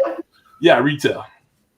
$1,200-ish. 14. 14? Yep. $1,400. What? If you find them on Craigslist, actually, Dash, I think there's one on Craigslist up in your neck of the woods right now for like $5. Of course you would know. Of Don't course. judge me. I saw one pop up. Around Central Texas for $800, and the guy pulled the listing down because he had so many people reaching out to him that he got scared. Hold on. Time out. Where did you see this listing for $500 for a kettle ranch? Uh-oh. Applications for nationwide on ranch kettles for Craigslist. Okay. Because I got all over the country, and I'll pay shipping enough. Maybe I'll bring it to Texas if I can get enough. Come on. They won't let me on the phone. I have a trailer. I can trailer the kettle down there for you. You know what? Delivery is billable. That's what I tell people all the time when they ask me how far I deliver. You deliver, I'll give you a room. I thought we got the. I think we got a deal in the works there. We're gonna have to talk. I love it. All right, the Facebook views just grew immensely. It looks like one of the admins of Texas Barbecue Chapter shared this. That's right. So I appreciate. Gotta get the family in, brother. Yeah, Chris Cano is watching on Facebook too. So, Chef, what did you kill today? All right, so Kill a little spike buck. Buck season's over, so we have 2 weeks. We shoot does and spikes. So I shot a spike with, he had horns about that long, looked like an antelope, but eliminated him from the herd. Now, are you gonna be doing some videos with that meat you got? Oh yeah. I always do a lot of wild game. I just did that javelina, if y'all didn't see it, and I showed how to remove the scent gland or the musk sac off of it. It's doing pretty good. And it's kind of weird because I did the first video because I thought, well, they're going to demonetize because I showed, skinning it and taking that musk sac off. So I did one that didn't show it, and I put a unlisted showing the skinning so people that wanted to could go there and see it. And I put up that first video without the skinning, and I still got demonetized. Wow. So I put it for the check. And they checked it, and actually they ended up monetizing both of them. So I actually took the one with the There you skinning go. on it and put it public instead of unlisted. And so they're both out there now. But, you know, I think they're, you know, one's about 700 or 800 views, and the other one's about 600. More people are watching the skinning than the one that aren't. That's what I watched. See, that's the thing is, I saw the video come out. I haven't had a chance to catch it, but I didn't know what that is. So can you explain what that is? A javelina is technically, it's called a collared peccary is the official name. Javelina is the Spanish name for it. Some people call them musk pigs because they got that musk sack. Yeah. And a lot of people think they're pigs. They're not a pig. Some people say they're rodents. They're not a rodent either. But they're kind of a pig-looking, I guess would be the best way to say it. Oh, a big one, you'll be about 50 pounds or so. So, and I got a boar. My nephew shot it for me. We were all down there hunting. I shot a couple of pigs, and he saw a javelina, and he knew I wanted one for the show. So he shot that one for me. And I tell you what, I made sausage, a jalapeno and cheese sausage out of it. Yeah. And that one did good. It went up to about $2,000 right after I put it up. And then I just put out the shoulders, and I still had the back straps off of it and both hams. So we'll be doing 2 more videos. I think Frack Daddy might come up, and Eric said something about coming up, and we might throw some of them hams on there, cook them while they're there. All right. Man, good, Eric good and call Camp out. I'm talking about there. Good call out on that Let me sausage. know when you do that, Johnny. Yeah. So we'll see what happens there. I think Johnny's channel is one of the better ones for game recipes. So I know a couple people in the chat had said something about it. He's Eric from Camp House Barbecue says it's a fucking nopal eat. Nopal? It's a rat. It's a rat. Some people call it they say it's a rodent, but it's not a rodent. All right. So that's why people call it a is rat. And a lot of people think it is in the rodent family, but it's not. But yeah, they get a bad rap because they got a little bad scent to them, you know, especially you get a big boar, but that's the same way with a pig or a big buck. You know, they can always have a scent to them. But we shot that boar, and I soaked it in apple cider vinegar for about 2 days with an ice water bath and apple cider vinegar, pulled it out, threw it on there. And I said, I saw too on Camp House, he asked me if I had proof if I really shot something tonight or if I was lying about it. He's got my doubts, but I did bring proof with me. So what is it, Chef Johnny? You never said. It's a collared peccary is its official name. But what is it? A rodent? Is it a pig? It's not. It's a mammal, and don't ask me exactly what species it is, but it's not a pig and it's not a rodent, but it's a peccary. It's delicious. P-A-R-Y. Hey, they're good to eat. You know, people don't eat them. Everybody that hollers you can't eat them and they taste nasty. And I go, okay, well, have you eaten it? No. You know, oh, well, then don't tell me it. You know, hey, don't tell me it's nasty if you've never tried it. There you go. Right. VA Chick Off Road. Chef Johnny's channel is Texas style barbecue and cuisine. All right. There we go. Adam's in the Dash's chat channel saying Pecker. SDS BBQS. Eric, put in there again. Show me the proof. So, guys, I brought this for y'all. Oh, is that the nutsack? Is that the nutsack? That'd be a nutsack. There you go. Just all right. proof that I did really shoot it tonight. Oh, shit. Didn't want y'all to call me a liar. Ew. What is that? It's a javelina. Oh, okay. All right, cool. All right, Bottle Cap Barbecue said if you were at gunpoint, what would be the one Weber mod you would pick? And Tom and Adam, I'll bring you guys in if you guys want to answer that too. That's a messed up I would at situation. gunpoint. I think it's the Bro Sear, man. The bro and Sarah, there you go. I hope Dutch is still on. He said his phone was overheating, so I hope he picked up his iPad. So, what's up, TNT Barbecue? Tyron, what's going on? The cattle ranch top. How about that? More of the body protect me or something. I don't know. All right, James, what about you, bud? I think a rotisserie or something like that. Yeah, the rotisserie skewer. I think it'd be cool to have. What was the question again? if you had to pick one Weber kettle accessory, what would you have to have? If you were at gunpoint, someone said, decide. Oh man, it would be the adapter to add the rotisserie. Yeah, absolutely. I like the rotisserie. I don't know about you guys, but I think it really does some great. I did a porchetta with it, and it was awesome. All right, let's James, I'm going to take you out for a hot second. I'm going to bring Tom back in. Go ahead. All right, Tom. All right, Tom, you are the mod master extraordinaire. What's one thing you just can't live without? All of them. Oh, diplomatic answer. Oh man, I guess I would say a side table. You know, take a regular put a side table on it. I think that's a game changer. All right, I dig it. What about you, Rome? Big Rome?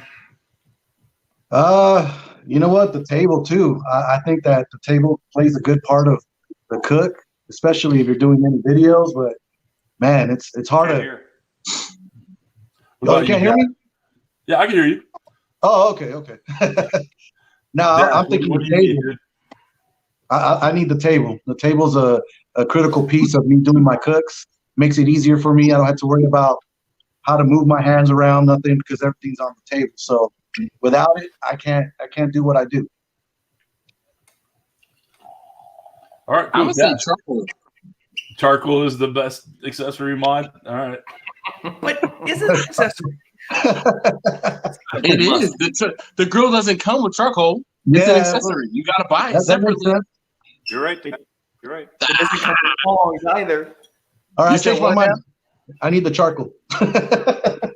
I mean, that's a fair statement right there. It is. What the hell is that? I guess. Is that the one you took, Jeff, or no? That actually, a buddy of mine from college came down here and hunted a little bit further south than us, and he's a photographer. But he took a bunch of pictures, and if y'all will check out my I don't think I put them on the. I might have put a couple on the shoulder video. I don't remember, but if you look at my sausage video, there's a bunch of these pictures of them on there where you can see what they look like. I guess I put some on the shoulder video also, but that's one my buddy. All those pictures on there he took. Okay. So yeah. So anyways, y'all can see those on. I think both of my, but I know on the sausage one. I think I did on the shoulder also, but that's just a couple of them kind of fighting with each other right there. A picture he took. So that is so you can see where people would say they're a pig. Right there, they got kind of a piggish look to them. But anyway, they don't have those here in Wisconsin, Chef. No, they're kind of central and southern North America. So where I live, we don't have any. They're not very, very seldom do they venture this far up. But my brother-in-law, when I go hunting with him, he's 50 miles further south. So he's further south than Frack Daddy, but not as far down as Camp House. And they have them on their ranch. They got about 300 acres down there. So I go down there and hunt with them sometimes. And a lot of wild hogs. So I shot 3 pigs there this year. So the pigs y'all have seen me doing here lately. And what's going in all my sausage videos I'm doing right now are those wild hogs that I shot down there at their place. Nice. Doing that. So, and we'll do, I'm fixing to do this week. I'm doing some venison since I got another deer. And I'll probably shoot a doe this weekend. I'm going to be doing some venison summer sausage with jalapenos and cheese. Nice. I'll do that next week probably. Awesome. That'll be a good video. Can we just acknowledge that Chef Johnny gave directions of where things are by where YouTube creators live? It's speaking the language of the people here for sure. Forget landmarks. He's like, when you get to Alton's house, turn left, and then get the whiskey and barbecue and turn right. We got a super chat in there. It says you guys need a mega Weber food truck to distribute all the knowledge to those that have no idea what the fine dining really is. People like me can only really use some local hands-on training. Well, that's Unix format, new subscriber. I agree with you. I think that'd be freaking awesome. You don't see too many I see a lot of food trucks around us, but there's rarely like a straight up, Weber kettle, how to fucking food truck thing. So I think that's a good idea. What I want to do is I want to start doing more personal classes. Yeah. I do some personal catering for people, and then I've done Dutch oven classes for people, and I've done some barbecue classes. But I really would like to start doing some just backyard barbecue classes. So, I don't. You can ask Chicken Fried if I know how to cook off. Him and I did well together, and I don't do it much anymore. But there's a lot more backyard cooks than there are cooks that are competition cooks, and I would love to start holding classes for backyard guys. Hey, you know what? Hey, that's awesome. Suggest that to me to that's do awesome, that. Guys. That's good to hear right there, because that's the same thing we're doing. We're actually at Chart 380 in McKinney, Texas. We got our folks out there at Texas Barbecue Chapter, and that's exactly what we're talking about, is that there's more people backyard barbecuing, and it's more about the flavor and the juices and all of that. It's not all competition. So who does a lot of competition, right? Not a lot of folks, but a lot of people do backyard barbecue. So we're going to do a lot of that pretty soon, and show the people what it's all about when it comes to cooking different meats. So good idea. If you look at, I think the IBCA in Texas only has like 1,200 members. Exactly. And that's why we want to do the whole backyard, because there's so many different ways in grilling, different ways in smoking, different ways of doing everything that we cook. And we got different styles. So we might as well throw it out there and see what they do. We had a meeting last week, Texas Barbecue Chapter Big Rig Meat, and we had free sessions showing everybody how to do chicken, a session of how I tear up the pulled pork or the brisket to make sandwiches. Right. We want to make it fun for people to enjoy backyard barbecue, because that's what brings family together. So it's pretty awesome. And I think a lot of people would do those type of classes. I know I would out here, but there's, in California and Southern California, the barbecue options are few and far between. I know there's a place called Barbecue Headquarters, but that's 2 hours away from me in a place called Simi Valley. So I'm not driving that far, to watch, whatever. I think Mad Scientist Barbecue. He's a pretty big YouTuber. He does stuff out there. Mad Science Barbecue, yeah. I saw VA Chick was asking me if I'd ever had bear meatloaf. I've never had bear. I've had bear. I've had bear. I heard it's great. I heard bear is wonderful. It's great, and it's tough. It's a lot of muscle. I've seen a few. I actually have seen bear here in Texas. We don't have a lot of them, but they come up out of Mexico. So I've seen some. When I was younger, I saw one time. It was during deer season. I had a buddy of mine with me. We were teenagers. We were hunting with our dads, and we looked at each other and we went, "Man, could you shoot a bear?" We had no idea. There's two bears walking around, about 350, 400-pound bears. We didn't know if you could shoot one or not. But so we get some here. But actually, I'm going. Probably it won't be this. My daughter's getting married this summer, so I'm not going hunting this year. But my dream hunt actually is an elk hunt. So Libby told me if I'd get below 250, she'd send me on an elk hunt. So I'm already looking for people to do that. So we're getting close. I'm getting close enough that I'm in the hunt already for doing that and getting to shoot something that that we don't have here in Texas. So that's kind of or not much up here in Texas. Right. Up in the fridge. Have y'all tried a bear before? Tri-Tip Junkie said Harry Sue does barbecue classes out of his house, and that's correct. I've been to Harry's house. So he's a lot closer. Yeah, you're right. That's and Harry's reasonable. His class really is reasonable for who you're working with for the day. Yeah. His house, it's so interesting to go to his house because you walk up the thing, his garage is just full of trophies and those big paper checks and like just ribbons and all that stuff. You walk inside, there's trophies over here. I got to move my trophy out of the way. Got to go. So, I see it on the videos all the time. Trophy out of the way. So, all right. Let me, Ryan. I'm gonna take you guys out and bring James back in. Okay. Hang tight. James, let's talk about where you at. There you are. Let's talk about do you cook any wild game out there? No. I'm no. Now, while I'm a born and raised Texan, I'm also a city boy. Okay. So that whole wild game stuff, that ain't for me. Well, let me take that back just a little bit. I'll eat it, but I'm not one like brother Johnny, who goes hunting for that stuff, skins it, cooks it, all that. I don't do all that. I will eat it. I will try it, but I'm not. It's not something that I'm big on. The Texas Beard Adventures. Remember they had they did Axis medallions and stuffed them with cream cheese and chorizo and wrapped them in bacon. Yeah, when we were all at the house. Yeah, when I ate that, I was like, I'll give it a try. But yeah, that was an all dad. That was an all dad sheep. That was a lot. That was different. You know what I'm saying? But right. Yeah. I do all my hunting, like Eric over at Camp House said. I do all my hunting at HEB. You do your hunting at HEB. All right. What is this HEB you're speaking of? That's where you get that. The 8.8 pound 497 B&B charcoal. All right, I see we got another Blackstone royalty in the house. Miss Blackstone Betty in there. Desiree's in the chat. How you doing? Everybody say hi to Desiree, Blackstone Betty. Hi, Desiree. Hi, Desiree.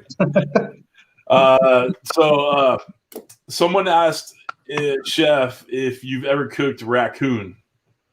I haven't cooked raccoon, but I've eaten raccoon. When we were boys growing up, we used to do a lot of coon hunting. And so back then, the fur trade was still open to Europe, so we could get a lot of money for furs. So we were all trapping and hunting at nights and everything. And one of my buddy's dads goes, "Man, y'all are killing all these coons. I'm going to see if I can cook one." So he did. He threw one in the oven and baked it up, and it wasn't bad. But yeah, so I have eaten raccoon, but I haven't cooked it myself. All right, cool. All right.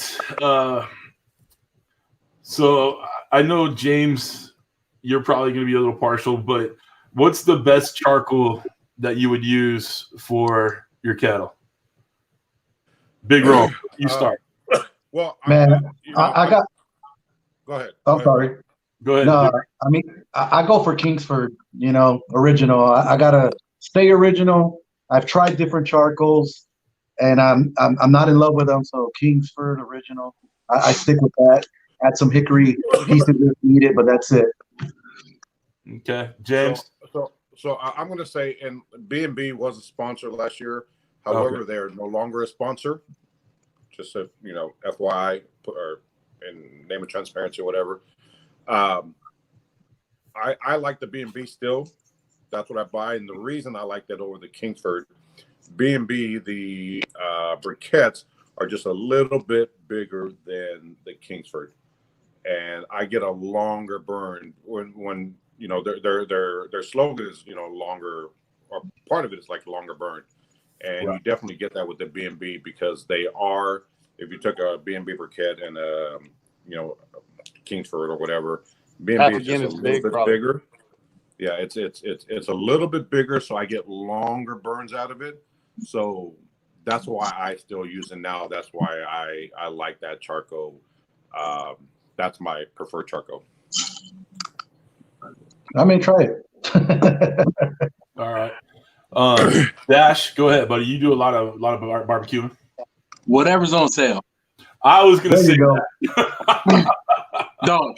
Hey, I like to maximize my profits. So whatever's on sale. But in all honesty, I have never cooked on B&B because the B&B is just it's too expensive in comparison to what I can get and what I use typically. But I mean, the only charcoal I shy away from, and this is one of those things that has been bugging me, Vision brand charcoal, lump charcoal. For whatever reason, they sold it to Sam's, and it's like dust. It's powder. Other than that, I will use almost anything, and I will figure it out. I will make it work for whatever cook I have to cook with. I thought the same thing, Dash, whichever was cheaper. And what I have found is that I could buy a larger bag of the HEB brand for a lot cheaper, but that burns a whole lot quicker. If I'm cooking a brisket overnight, I could fill my Weber Smoky Mountain all the way up. Halfway through the cook, it's gone. Yeah. I use B&B, and I still have halfway through the cook, it's still halfway full. Another one that I've been using lately that I think is really, really good that I don't think a lot of people realize how good it is actually Weber's briquettes. I did a comp. Weber was one of the sponsors, so I got quite a bit of their charcoal. And that stuff actually lasts really long. So I if it's not as popular as some of the other ones, but the Weber makes a really, really good, in my opinion, a really good briquette charcoal that I think, man, you can get long burns out of it. I'm really digging it here lately. Right. So, I will be honest. I have every time I've looked at the B&B, I've seen B&B, I've looked at it and I'm like, nah. I will save a couple dollars, but I will get some soon. I will do that slow and sear test, and we'll do a test of a bunch of different charcoals and see what they do. Right. I'm with you, Dash. I'm with you on that one. As far as lump is concerned, hold on, time out. I don't know if you noticed, but I put a hat on because I felt inadequate. Everybody has hats on, and I had to put a hat on. I don't have a hat on. Yeah, I know, Tom. Really? You know, but you have more Webers than like everyone else, so like you have the leg up. Nice. Right. All right. So, Chef, I know. Last year we had, we were going back and forth about Kingsford and their advertising. You said you went out and bought something that you're good with using now, right? Right. Yeah. I mean, it's made by Royal Oak, so I mean, I've been using Royal Oak, but and I kind of just found this out is Royal Oak makes most of your private labels is made by Royal Oak. So I actually bought I can't think of the name of it now, but I bought a whole bunch of it last summer, and I still get it, but it's at Home Depot. It's their brand. Oh, okay. And it's made. It's got the same pictures and everything on it as Royal Oak, and they had them on for like 2 for $5 or something like it was ridiculous. So those 20-pound bags. It was it like Cinder or Cyber, something like that. I don't know. Yeah, something like that. And I've been using it, and also now, and I don't know, James, how long it's been since you've seen the HEB brand, but they're now making the HEB brand. If you look at it, it's that same indented. It's the exact. It looks just like Royal Oak. Because used to, I did not, even like with my Dutch ovens, they didn't cook as hot or as good with HEB brand as in the Kingsford, and so I never would use it. But now they're there you go. Tom's got some right there. All right, cool. That's it. Embers. Tim, yeah, Ember, not Ember. And all right, Tom, I'm pulling you out real quick. So I'm using those, and I'll get the Royal Oak. So I try to find it when it's on sale, because I was just like, hey, I don't want a naked guy. And when I pull up my Instagram, I don't want to see a naked guy holding barbecue, So Kingsford lost my business on the naked dudes advertising. No naked dudes. No. Ember. So, Chef Johnny, one of the things I tell you up in my area, Royal Oak is like one of the things that I can get most consistently. I can go into a restaurant depot and get a bag of Royal Oak, like a 18 to 20 pound bag, whatever it is, for $12 or $15. So if I don't have any lump charcoal, I know I can get Royal Oak. And Royal Oak is, it's great stuff. Now, one of the things and one of the questions I have for you guys, how much debris have you found in your lump charcoal bags? I use that Charo or whatever it is, the one we get down here, James, the mesquite one. It'll get, is it El Char's? I use it some, but I tell you what, the best I've used is honestly that harder charcoal. They sent me 2 of their big bags to use, and it's out of South America. That was the cleanest burning, largest pieces, non-popping that I've ever used of lump charcoal in my life was Harder brand. And in fact, we did some cooks on it in my barbecue vaults, and I never burned any lump in those because the popping will pop across and get it started. I get it too hot, but that Harder brand did not pop.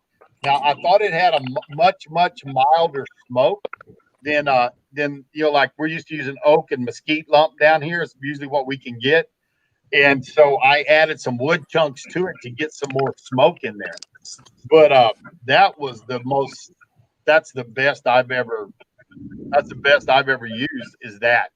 And James is right about the B&B. I like the B&B very good. It's bigger, it burns good, and at everyday prices, if nothing's on sale, it's really a very good price briquette down here. It's cheaper than Kingsford on everyday prices. It is. All right, hold on. It's good down here. All right, hold on. Ryan's losing his shit down there. Rome, I'm going to take you out for a hot second, okay? Sound. Ryan, you're dying, dude.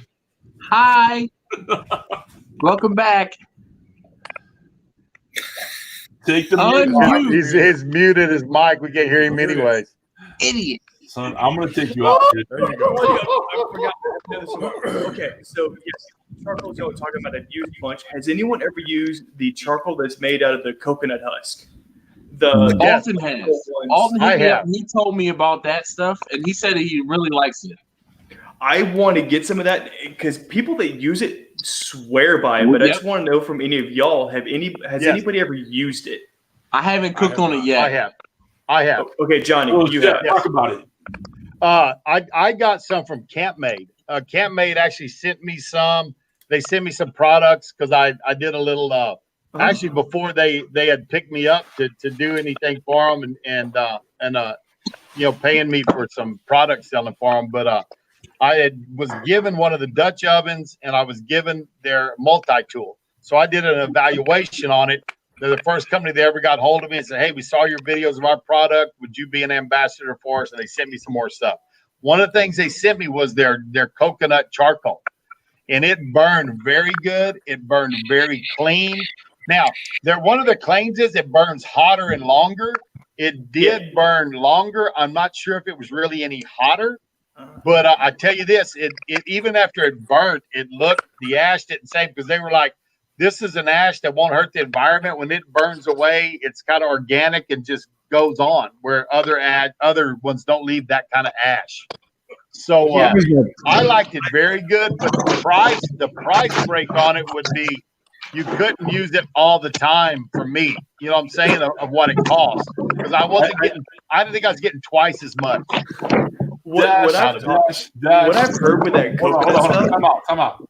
Dash is losing his shit now because I took him out real quick. Sorry, Big Rome's got embers right there. That embers is royal. All right, I'm gonna put it to the test, guys. I'm gonna put it to the test. I've used embers. I like quick and buy some, man. Yeah, man. I mean, y'all had me backstage for a while, so I took a chance. You know. Hey, if you look, why we don't see more of those, or I don't maybe I've just missed it. But bro, hold that bag up, bro, and show the picture of the charcoal. Show the picture of the charcoal. Look at the where it shows the briquette. Where you can see the briquette. Hold it higher. All the way up. Hold it higher. Higher. Where we can see the a little bit more. Higher, a little bit higher. Come on, man. A little bit right there. There you go. That is a Royal Oak. That's the same charcoal, the same picture that's on the Royal Oak bag. That is Royal Oak. That's made by Royal Oak. Embers is Royal Oak. Yeah. And Embers lump is Royal Oak. Yeah. So when I bought this for 2 20-pound bags for $10. Right. Right. Yeah. Yeah. It was pretty cheap. Dash is losing his shit in the green room. Okay, you can take us away and bring Dash in. Dash needs. Should I throw this away then?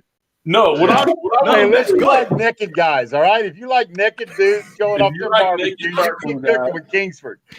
What I want to know is there anybody that has done videos like Embers versus Kingsford versus Fogo, whatever. Dash is gonna lose his shit because that's what he claimed earlier. He wants to do that. All right, Dash did. So just bring Dash in. He pointed up. He's like, yeah. Hey, I told Dash I'm with him. I'm in with him. That would be like perfect for Tom or Adam or whoever has. Yeah, that's the sciencey guys. That's kettles. Yeah. Put all that stuff and put them. CJ, take us away. Bring Dash in before he has a fucking aneurysm. All right. We don't want that. I will not have an aneurysm. Okay, but I will put it to the test. Now, I tell you what was crazy. My wife actually is a scientist. Okay, but seriously, I'm trying to figure out something to do, like as far as an experiment.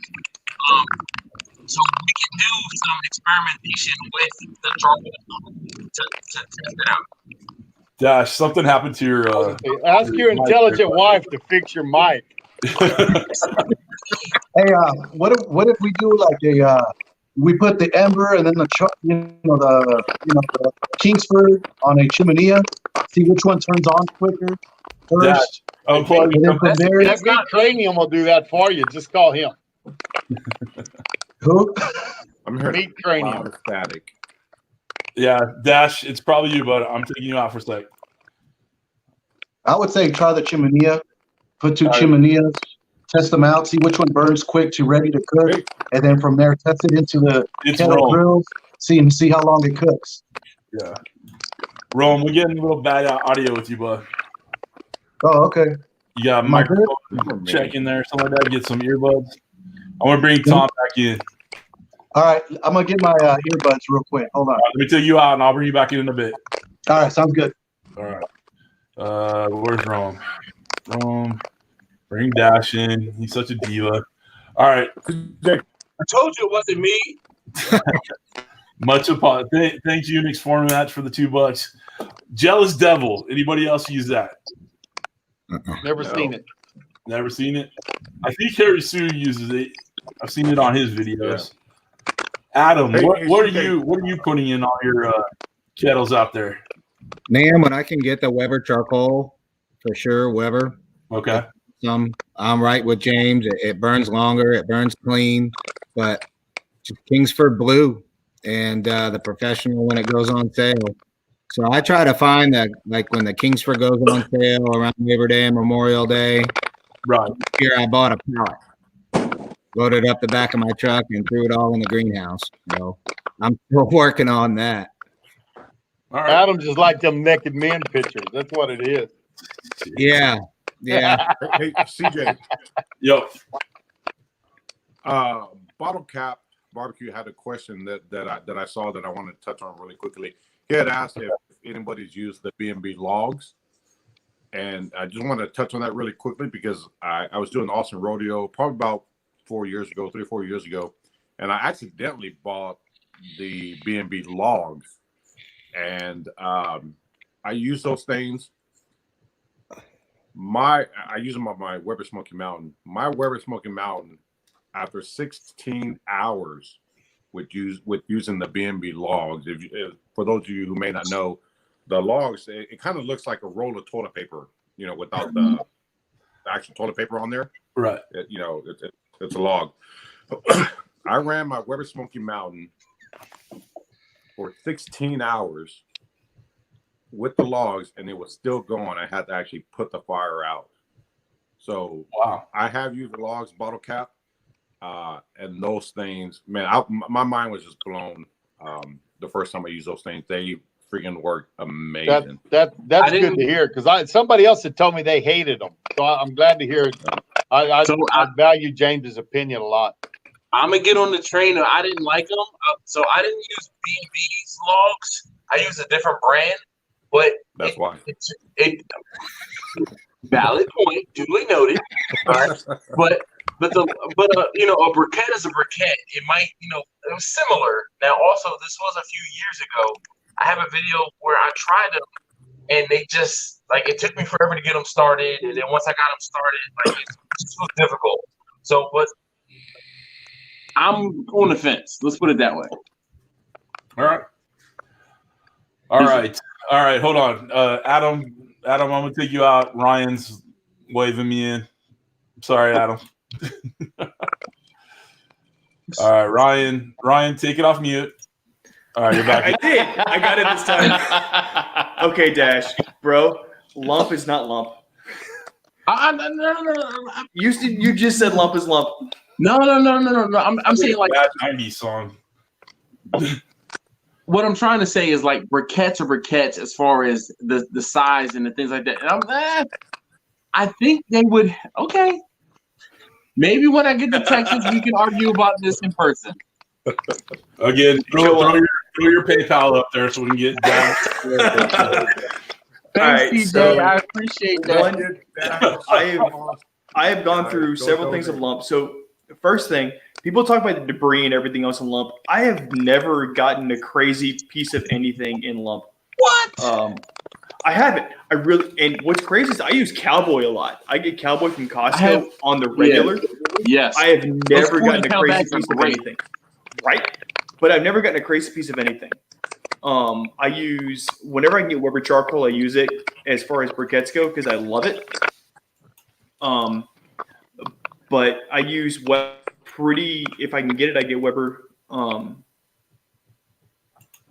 host is, really? The host is unmuting my mic?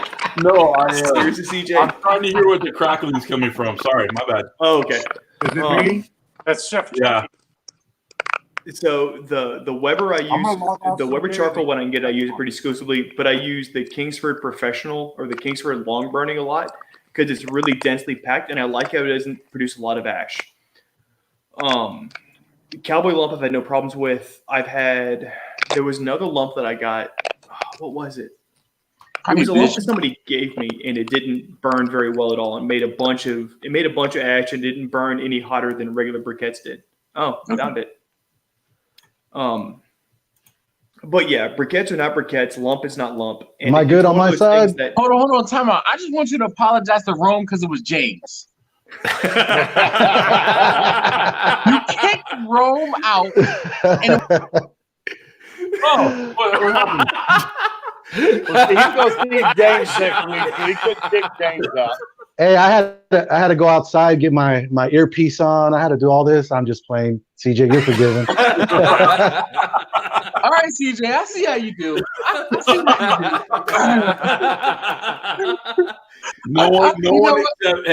No one except Kent yells at me on my own show. Hey, y'all can hear me though, right? Am I good? All right. What? Yeah, you're good. What? All right. James had some crackling going on. Oh, okay, sounds good. He's gonna jump on with his iPad or so Rome, I'll apologize to you on CJ's behalf. No. Okay. Appreciate it, Dash. Hey, Roman's lucky to be here, so I don't have to apologize. There you go. All right. Wow. So Dash, if you want to do it with your scientist wife, come up with 4 or 5 experiments and compare charcoals. Compare lumps to briquettes and everything else. Burn times, all that stuff. And you're going to get some views on that because comparison charcoal views get a lot. And I know that Google's done one that's got a lot of views. Who else got a bunch of views? Hey, I buy him Kirby at Costco. Learn from him. Huh? Hey, real quick, Kirby, I just put his comment up on the screen. I haven't seen either one of those mesquite lump things. Have you guys ever heard of those? I've seen Sonora. Yeah, El Mexicano. I think they got that one here. Hey, there's one that I use that's mesquite lump charcoal. I love it because it does some great carne asada. But that's just me, you know. But I can show you the bag. I get it at the local U.S. food store. I'm gonna show y'all. I'm gonna show y'all the bag. Why not? I'm a bad Texan because I don't like the taste of mesquite. Well, you know what, Ryan? What I do is I usually cook about 60-40 to 70-30 oak to mesquite. I don't cook straight mesquite; it's too strong. Yeah, mesquite's just. I mean, even if anybody uses any mesquite, it's just kind of bitter. Evan will tell you a funny story. We had a barbecue competition in our neighborhood, and we drove up, and there was a guy burning mesquite, and I immediately am like, "Oh, this guy's burning mesquite." This is me telling a story. Oh yeah, but and Chef Johnny, I know that you can. Whenever you come up, you can immediately smell. It's that really unique smoke smell, and you know exactly what it is. I'm like, So people think I'm crazy when I say I can smell the difference between different types of wood. No. You're right, Dash. You can. Would you like to tell the story now? You can. You can. You can. Absolutely. See this one right here, guys. Smell the difference in my smoker burning. And Bessie, if I throw a piece of mulberry as opposed to a piece of oak or a piece of apple or a piece of cherry, you can smell the difference between them. Absolutely. Big Rome's holding up a bag there Rome, of mesquite. Rome, just to let you know, everybody enjoys seeing that sack I showed better than yours. Just tell you. The what? Rome, Johnny's got jokes. He does. That was where the sunglasses. Hold on, Chef Johnny. Get some sunglasses. Savage. Rome. What's up? Did you see the sack I showed a while ago? Nah, I didn't. Oh, you didn't see it. Oh, you gotta see. Oh, he's gonna pull a sack up again. There you go. There's a sack for you. No, I can't even see the goddamn picture, so I guess I can't see it. I don't see it at all, so it's all good. Maybe it's a good thing. It's a nut sack off a deer he shot today. Oh man, well, good luck with your sack there. All right, so one more kind of question on the charcoal, but Tom, you showed the Kingsford hardwood charcoal. I believe it was like the apple or whatever. Yep. Do you find that I've used it before and I didn't notice much of a difference? Do you find that there's a big difference with that? I do if it's the hickory. Okay. I think some of the other ones you don't. I bought the apple and I didn't notice any difference. I Dash on the Sam's Club stuff from the Visions. I have a Vision ceramic and I have purchased the Visions bump, and he's right. It's garbage. You're right. It's garbage. It's garbage. Okay. The B&B, I haven't tried it. Go across the do not wish. I don't promise, Dash, I won't. I've tried the mesquite that's in the Kingsford mesquite, and I've used the HEB brand mesquite, and I'm not nuts about it. I'd rather go straight charcoal and put some wood chunks on it, on either one of those. Hey, Chef Johnny, have you done the HEB garlic charcoal yet? No, I haven't seen that.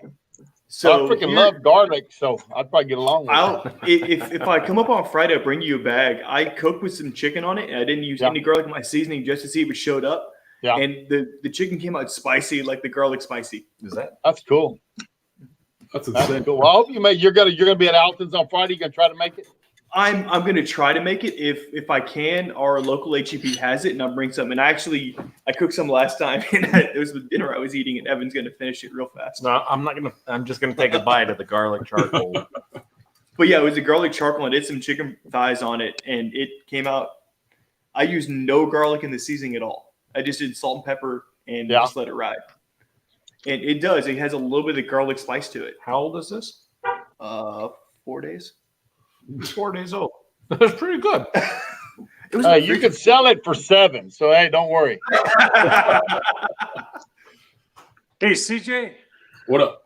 Hey, my battery's about to die, so I'm going to let you guys go. Have a good night. All right. Take care, Tom. Have a good one, Tom. All right. Thank you. All right. Let's bring Adam in for a little bit. He's been spending some time in the green room. The limit is 6. Oh, he's gone. Oh, I gotta remove Tom. I'm sorry. Hey, how many views do we got? Right now, we only have 37 people watching. So we have 10 on Facebook, 27 on 26. Well, that's ridiculous because we're more entertaining than that. So I agree with that. Quite a few throughout the night, but we're also going on hour 2. So it may be just like the fatigue. It's the East Coast slowdown. Hey, my boy Dash needs gas money. Come on. I need fuel money. Usually when I have when we go this long, we go to 8 o'clock my time. So what? That's 11. And somewhere else it's 11 on the East Coast. We have a drop off. It's just because it gets to be too late. The drop off. We have a drop off. The super shots stop. Everybody gets tired. I understand. It's a Thursday night. It's a rough. You got kids, man. You know the Nemo. The drop off. There's a drop off. I remember. We got Joe Barbosa. The kids' movies. Joe Barbosa from the Black Hole. What's up, brother? We're all doing shots. So cheers, Joe. Good to see you in there, buddy. Cheers, Joe. I'm now part of Raider Nation. I'm just throwing it out there. What? Really? Yep. Oh man. Let me explain to you why. Okay, please explain, buddy. Here's the deal. I've never had a professional football team that I follow. Everybody knows I'm a big SC guy. I love SC. Grew up with them. But when the Raiders moved to Las Vegas last Thursday or whatever it was, they officially became the Las Vegas Raiders. Anybody who knows me knows that Vegas is my second home. I love going to Vegas. Go there all the time. So once they became the Vegas Raiders, I had to do it. So if they ever become good, which really, no one could ever say that I was a bandwagon fan. I've been a Vegas Raiders fan from the day they jumped in there. So there you go. So anybody know what Rob D says about him leaving Oakland? What's that? I said, what's Rob D say about him leaving Oakland? Anybody heard? I bet he's still a fan. I know a lot of them were pissed off that they left, but I know that there's so many Raiders fans out there. Oh yeah, they're following him. That's for sure. Dash, is that the Seahawks or is that the Ravens? Oh, what? Yeah, those are it looks a lot like the Seahawks symbol. It's the Falcons. Yeah. Falcon? Oh, or is it the Eagles? It's some weird bird. Fly, Eagles, fly on the road to victory. Oh, God, okay, I'm gonna mute Dash. The Cardinals. Go Cowboys. I know we got some Cowboys fans in there. Yeah, I'm a Cowboys fan. Still disappointed. Still will be disappointed with Jerry Jones. Yeah, I know. Sorry, Rome. Until Jerry Jones gets out of the locker room and doesn't stop trying to coach, that team's never going to get any better. I agree. Yeah. I agree. Hey, I love my boys, but you know what? I don't get disappointed anymore. I already know that we're an 888 team every year, so it's all good. So Dutch just put it in the chat. Since Dash always seems to miss on the announcements, April 17th, 18th, and 19th, we're doing a meetup in Las Vegas. All right. We're staying at the Luxor.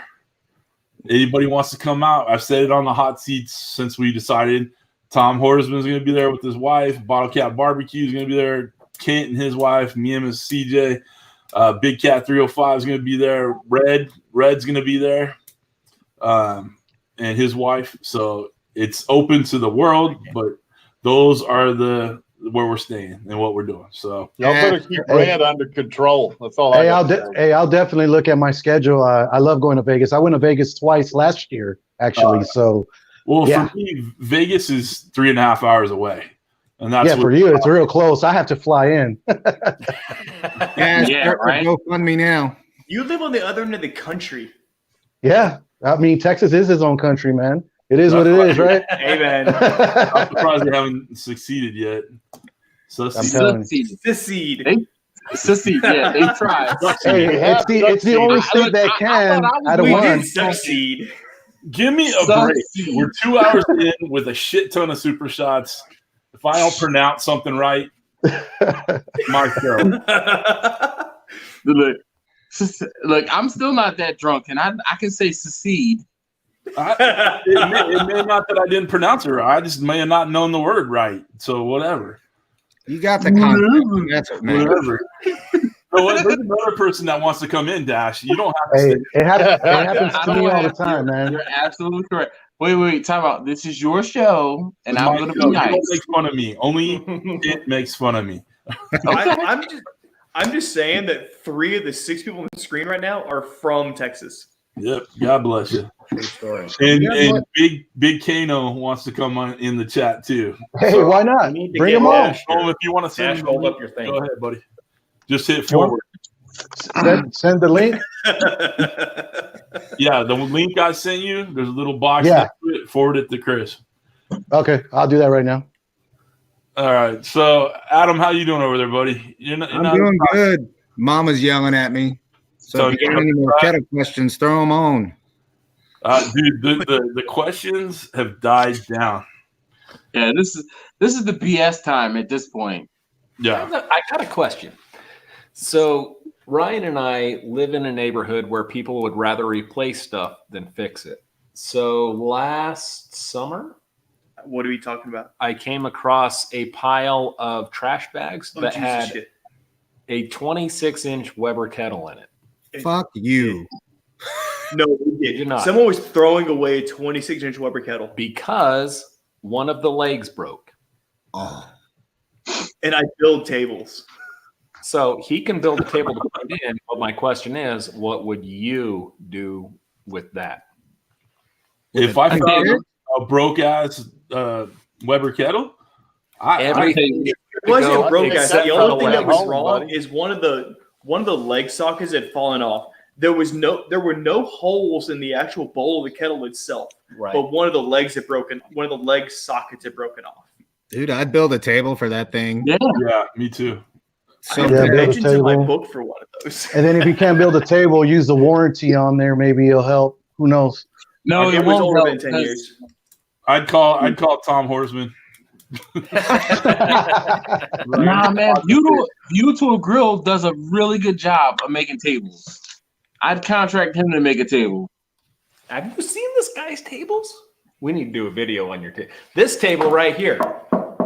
Yeah, that's like Joe in Facebook said use conduit EMT for a leg, and I think that's what Tom did. Yeah, the entire socket made was it gone. 6 inches bigger. No, the entire What guy didn't want to be 6 inches bigger, CJ? I said, don't threaten me with a good time. So that's where the chat just went. Thanks a lot, Adam.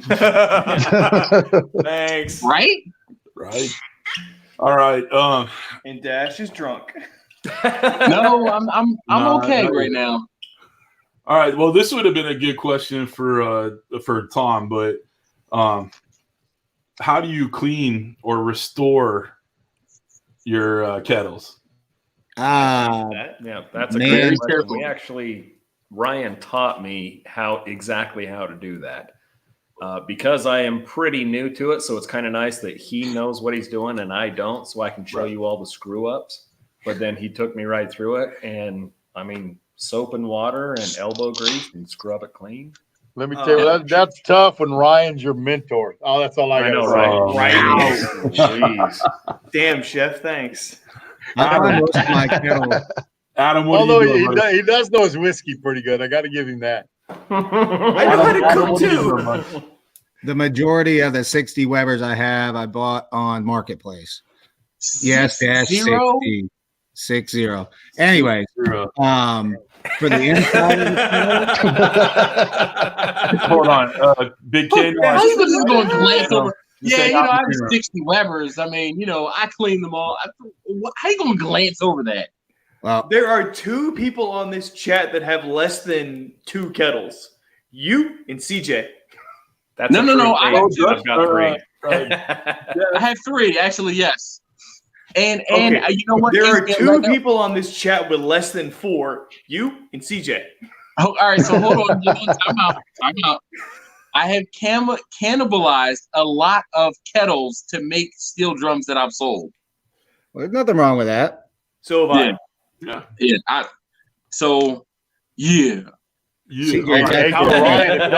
many kettles do you actively cook on? Do I actively cook on? Yes. So my steel drum has a kettle dome. No. How many kettles do you actively cook on? You son of a bitch. I cook on one. That's a performer, right? Actively one. Actively cook on one. Hey, so Ryan, if y'all find an 18-inch lid up there, grab it for me as y'all are going through the trash heaps. All right. Do you need 18-inch lid? Yeah, you know what? The lid off of my barrel house cooker blew away the other day. So, do you know have you watched my videos, the whiskey videos, that little black table that we have sitting in between us? Yeah. That's an 18-inch kettle. And I have the lid. Do you want it? Yeah. What? Yeah, bring it Friday. Oh, there you go. It might fit my barrel house cooker. Because, I had it in the back of the truck and got home and no more lid. All right. I'll bring it to you. It's a 67 18-inch. Yeah. I mean, I don't know if it'll work or not, but I might be able to make it, you know what I'm saying? Put a little piece of metal or something. Right now, it don't work for shit. Ain't got no lid on it. Throw your cooker in the bed of your truck, and I'll bring it on Friday, and we'll see if it fits. Okay. So now you're going to Alton's house too? Yeah. I've always been going to. Yeah. Dash, how close are you to Annapolis? Annapolis. Yeah.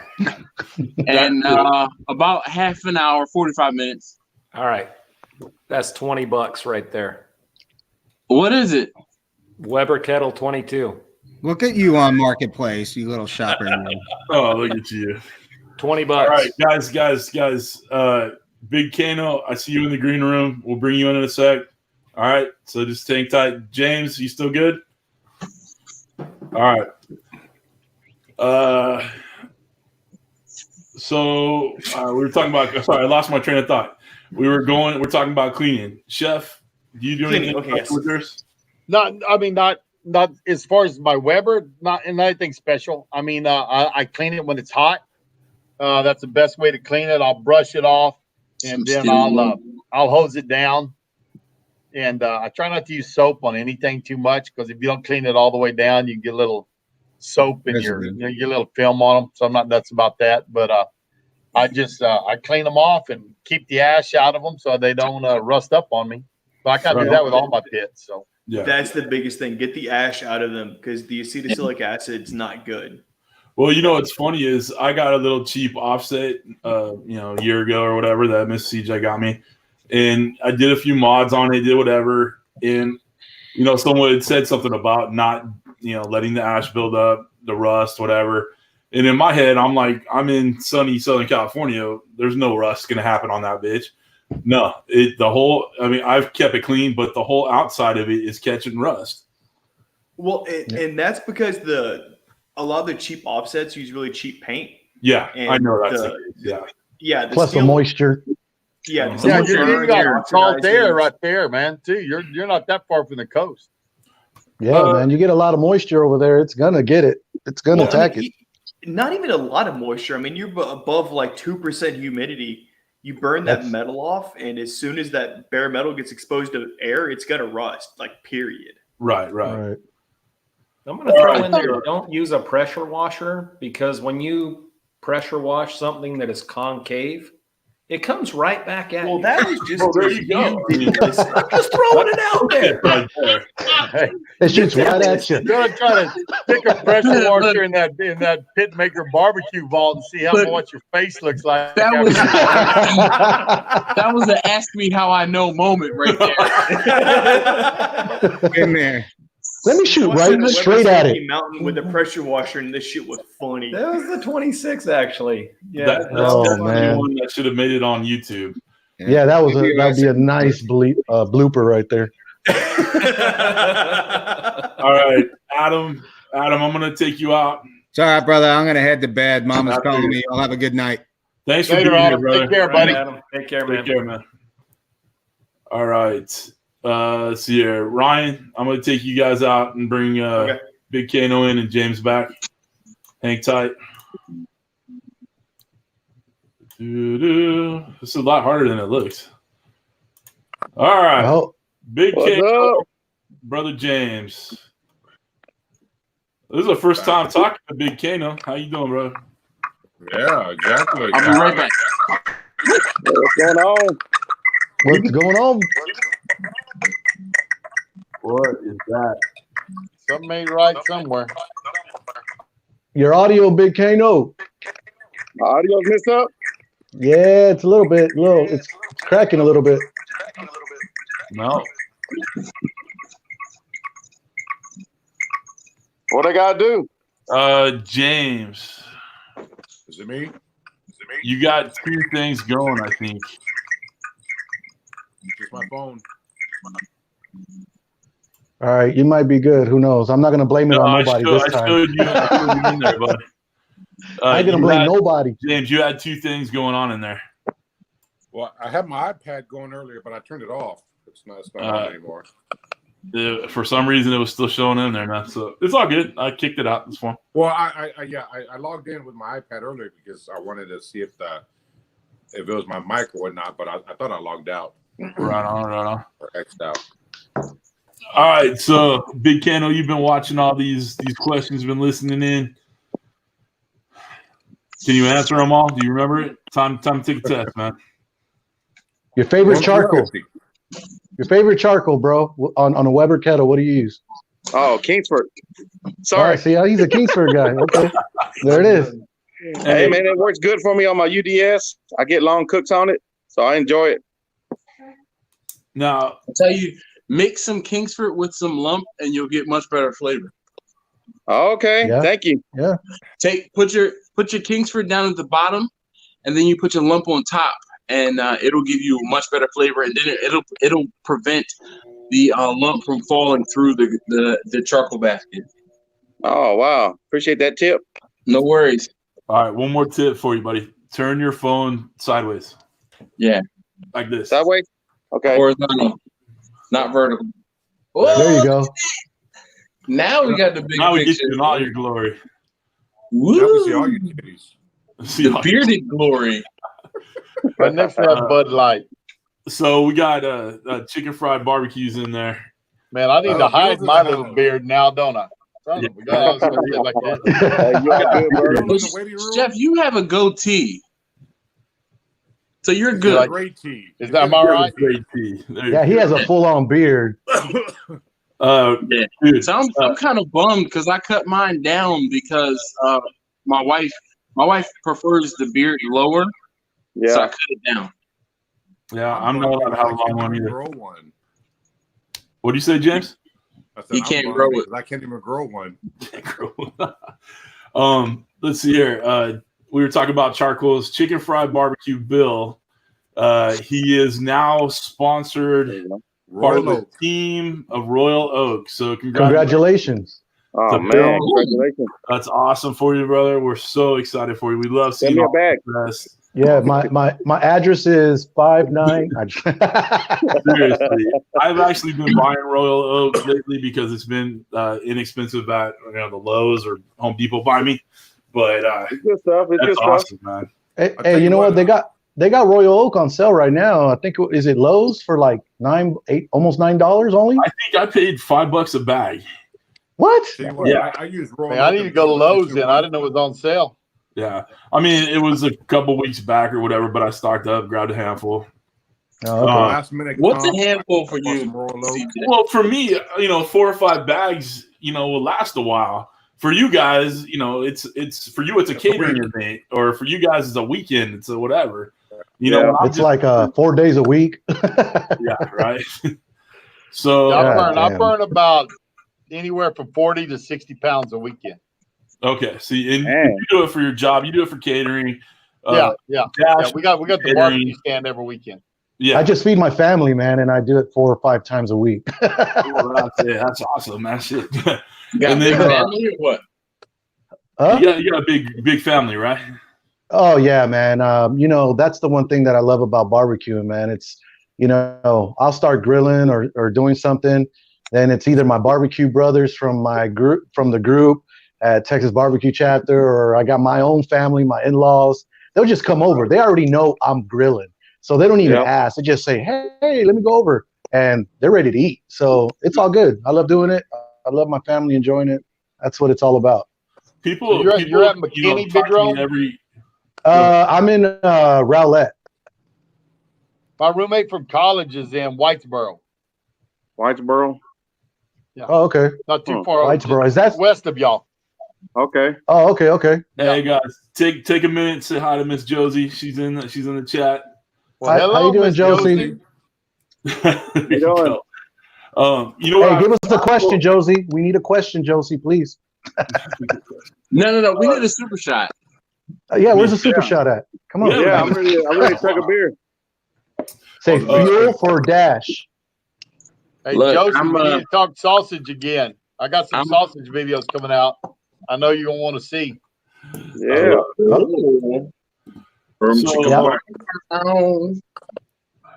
James, I'll be making some sausage in either end of February or March before the spring comes in. I do about 50 to 60 pounds. Miss J asked the question, so you got what you wish. So James, we can start with you because I already know the answer. But what are you sipping on?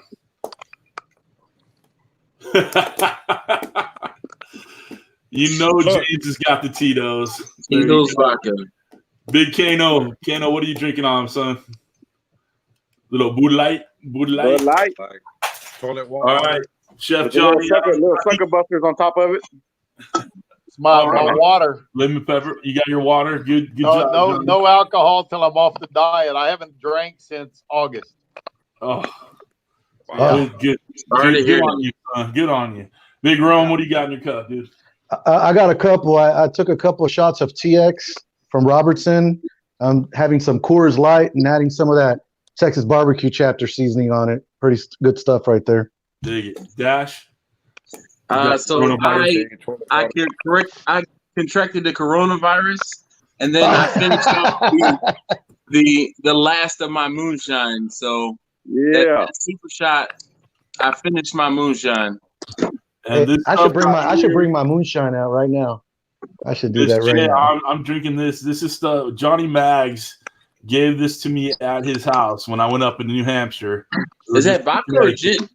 It's vodka. It's a lemonade vodka. This stuff is really good, but it was really sweet of him that he opened his house. He had dinner for us ready. Had a bottle of vodka, had my cigars. Like he was the most welcoming individual. So that's what we're all sipping on. Says cheers, my brother. So everybody, let's get a drink in for Miss Josie. I'm out. My drink. You're a sweetheart. Miss Josie is my Josie, sister. This is for you. There you go. Yeah. All right. So, wow. About May, Josie, I'll take a shot for you around May somewhere. We'll do it. Let's see here. Unix format, finishing up some keto stoli ginger stevia Moscow mules. That's how he came across my channel. Was the keto drinks. The keto drinks. That was good stuff. All right, guys, we're pretty much coming to the end of the chat here. I think. Hey, thank you, CJ, for having me on. CJ can't hang. No, it's not can't hang. I'm just out of freaking questions. What do you need questions to talk about? Who's still in the chat, in the live chat? The live chat is people aren't asking questions. Sorry. Russell, can't do it, Russell. Russell's telling me I need a cheat day, but I'm scared if I cheat, I might keep on cheating. So it's slippery slope, right, Chef? Yeah, I mean, it's working and things are. And actually, I did have a screw up. Some people know it. We BSing, but what happened was over the holidays, I'm having no sugar at all. So I knew there's gonna be a lot of desserts and sweet stuff. And Lipton makes a peach tea and a citrus tea. It's just bottled teas. So I told my wife, well, give me a couple of the diet ones because they only have like one carb and no sugar. So I thought I'll drink some of those when other people are having sweet stuff. So I was sucking on these things for about 4 days. And my daughter goes, Daddy, I thought you weren't supposed to have sugar. And I go, baby, I don't have any sugar. I said, Mama got me these diet ones. She goes, those aren't diet. Then we bought the wrong ones, and I never looked. Damn. If I was going to cheat on my diet, it wouldn't have been with a freaking bottled tea. It would have been a cherry pie or something like that. So it threw me out of ketosis, So I had to took me about 2 weeks for my weight to start dropping. It started dropping again. This last week I had another good drop. So I'm down 83 pounds total since mid-August.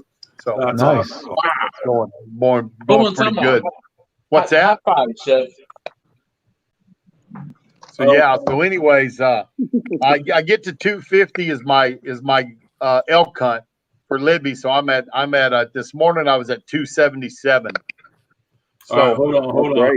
Congratulations. Hold on. 277 from Dash, I'm taking you out for a hot second. All right. What's up, Ryan? Off mute. Okay, so Chef Johnny, I've seen you lost a lot of weight. James, how much weight have you lost? Oh man. So bunch. A bunch. Yeah, I know, Back right? Because I think the last time I saw a video was like 4 months ago, and I saw you in a live last night. It was like, holy shit. Yeah. So I actually had weight loss surgery back in 2013 or 2014. I knew about that. So it's kind of fluctuated. So right now, and so over the years, like I have moments where I'm kind of going up and down, up and down. Right now, I'm in a moment where I'm coming down. So total has been about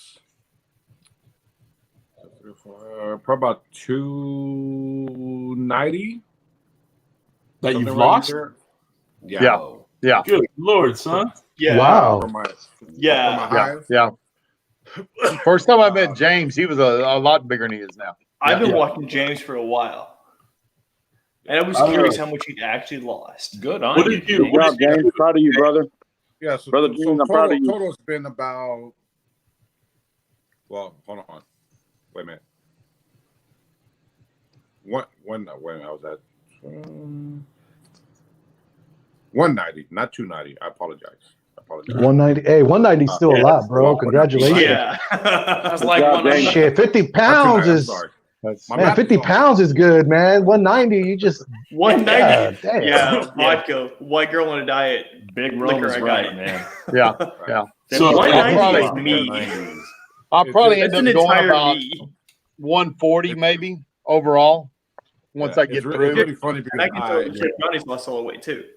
Yeah. Yeah. 250 is 250 will be 110 pounds when I get to 250. I was 360 in August when I started.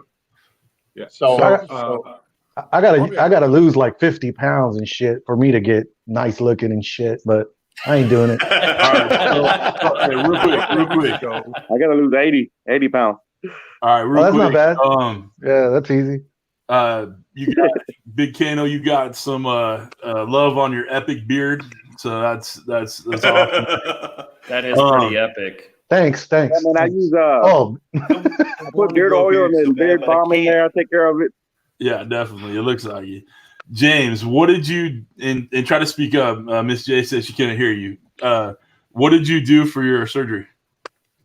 So I had the RMY gastric bypass, which is the most invasive one you can have. Right. So from there, I'm down almost 200 pounds, actually. Yeah. But it's funny because I posted a picture, I don't know, probably 2 or 3 weeks ago. We did a barbecue crawl at Snow's Barbecue. And they were voted #1 in Texas. And so I posted a picture on Facebook. I'm sorry, Instagram. You would not believe the messages that I got from people. Were like, holy shit! Like, dude, what are you doing? Because you look. I was awesome. one of them.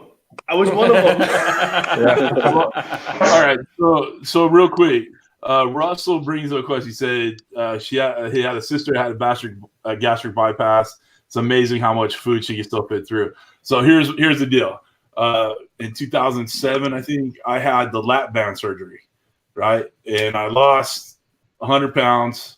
You know, I was 340 or whatever. I lost 100 pounds and kept most of it off for a fair amount of time.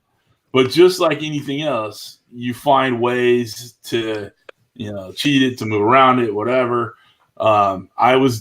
And then, at one point I decided to go, balls out in the gym again. And a couple, say 3 or 4 years ago, I was down to like 250. I had lost a ton of weight and I was feeling good, but I was looking a little sickly. It was odd to see myself. I hadn't been that small since like football, or since high school. But I was having issues with the lap band, so I had the fluid pulled out, and now I could eat pretty much whatever I want. I still have to eat slow and like chew the shit out of everything, but obviously I put all the way back on and then some. So what he's saying is you can always find a way around stuff. You can. Yeah. And so a lot of people will say like that's the easy way out without realizing that it's just a tool. Two, there's still a ton of work you got to do. I spent many years after that, hitting the gym, working out, and trying to stay, kind of consistently dropping the weight. Now you can always, I don't care whether you have the lap band, the VSG, or the RNY, you can go right back to gaining all that weight back. Like I said, you can always find a way to eat around it. So, actually, so I did really good. I dropped a ton of weight, and then I did the same thing. I found a way to kind of eat around it.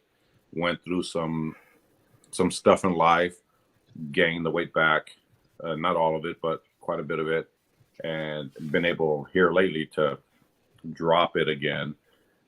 So you could definitely do that. You could find a way around it if you're really wanting to.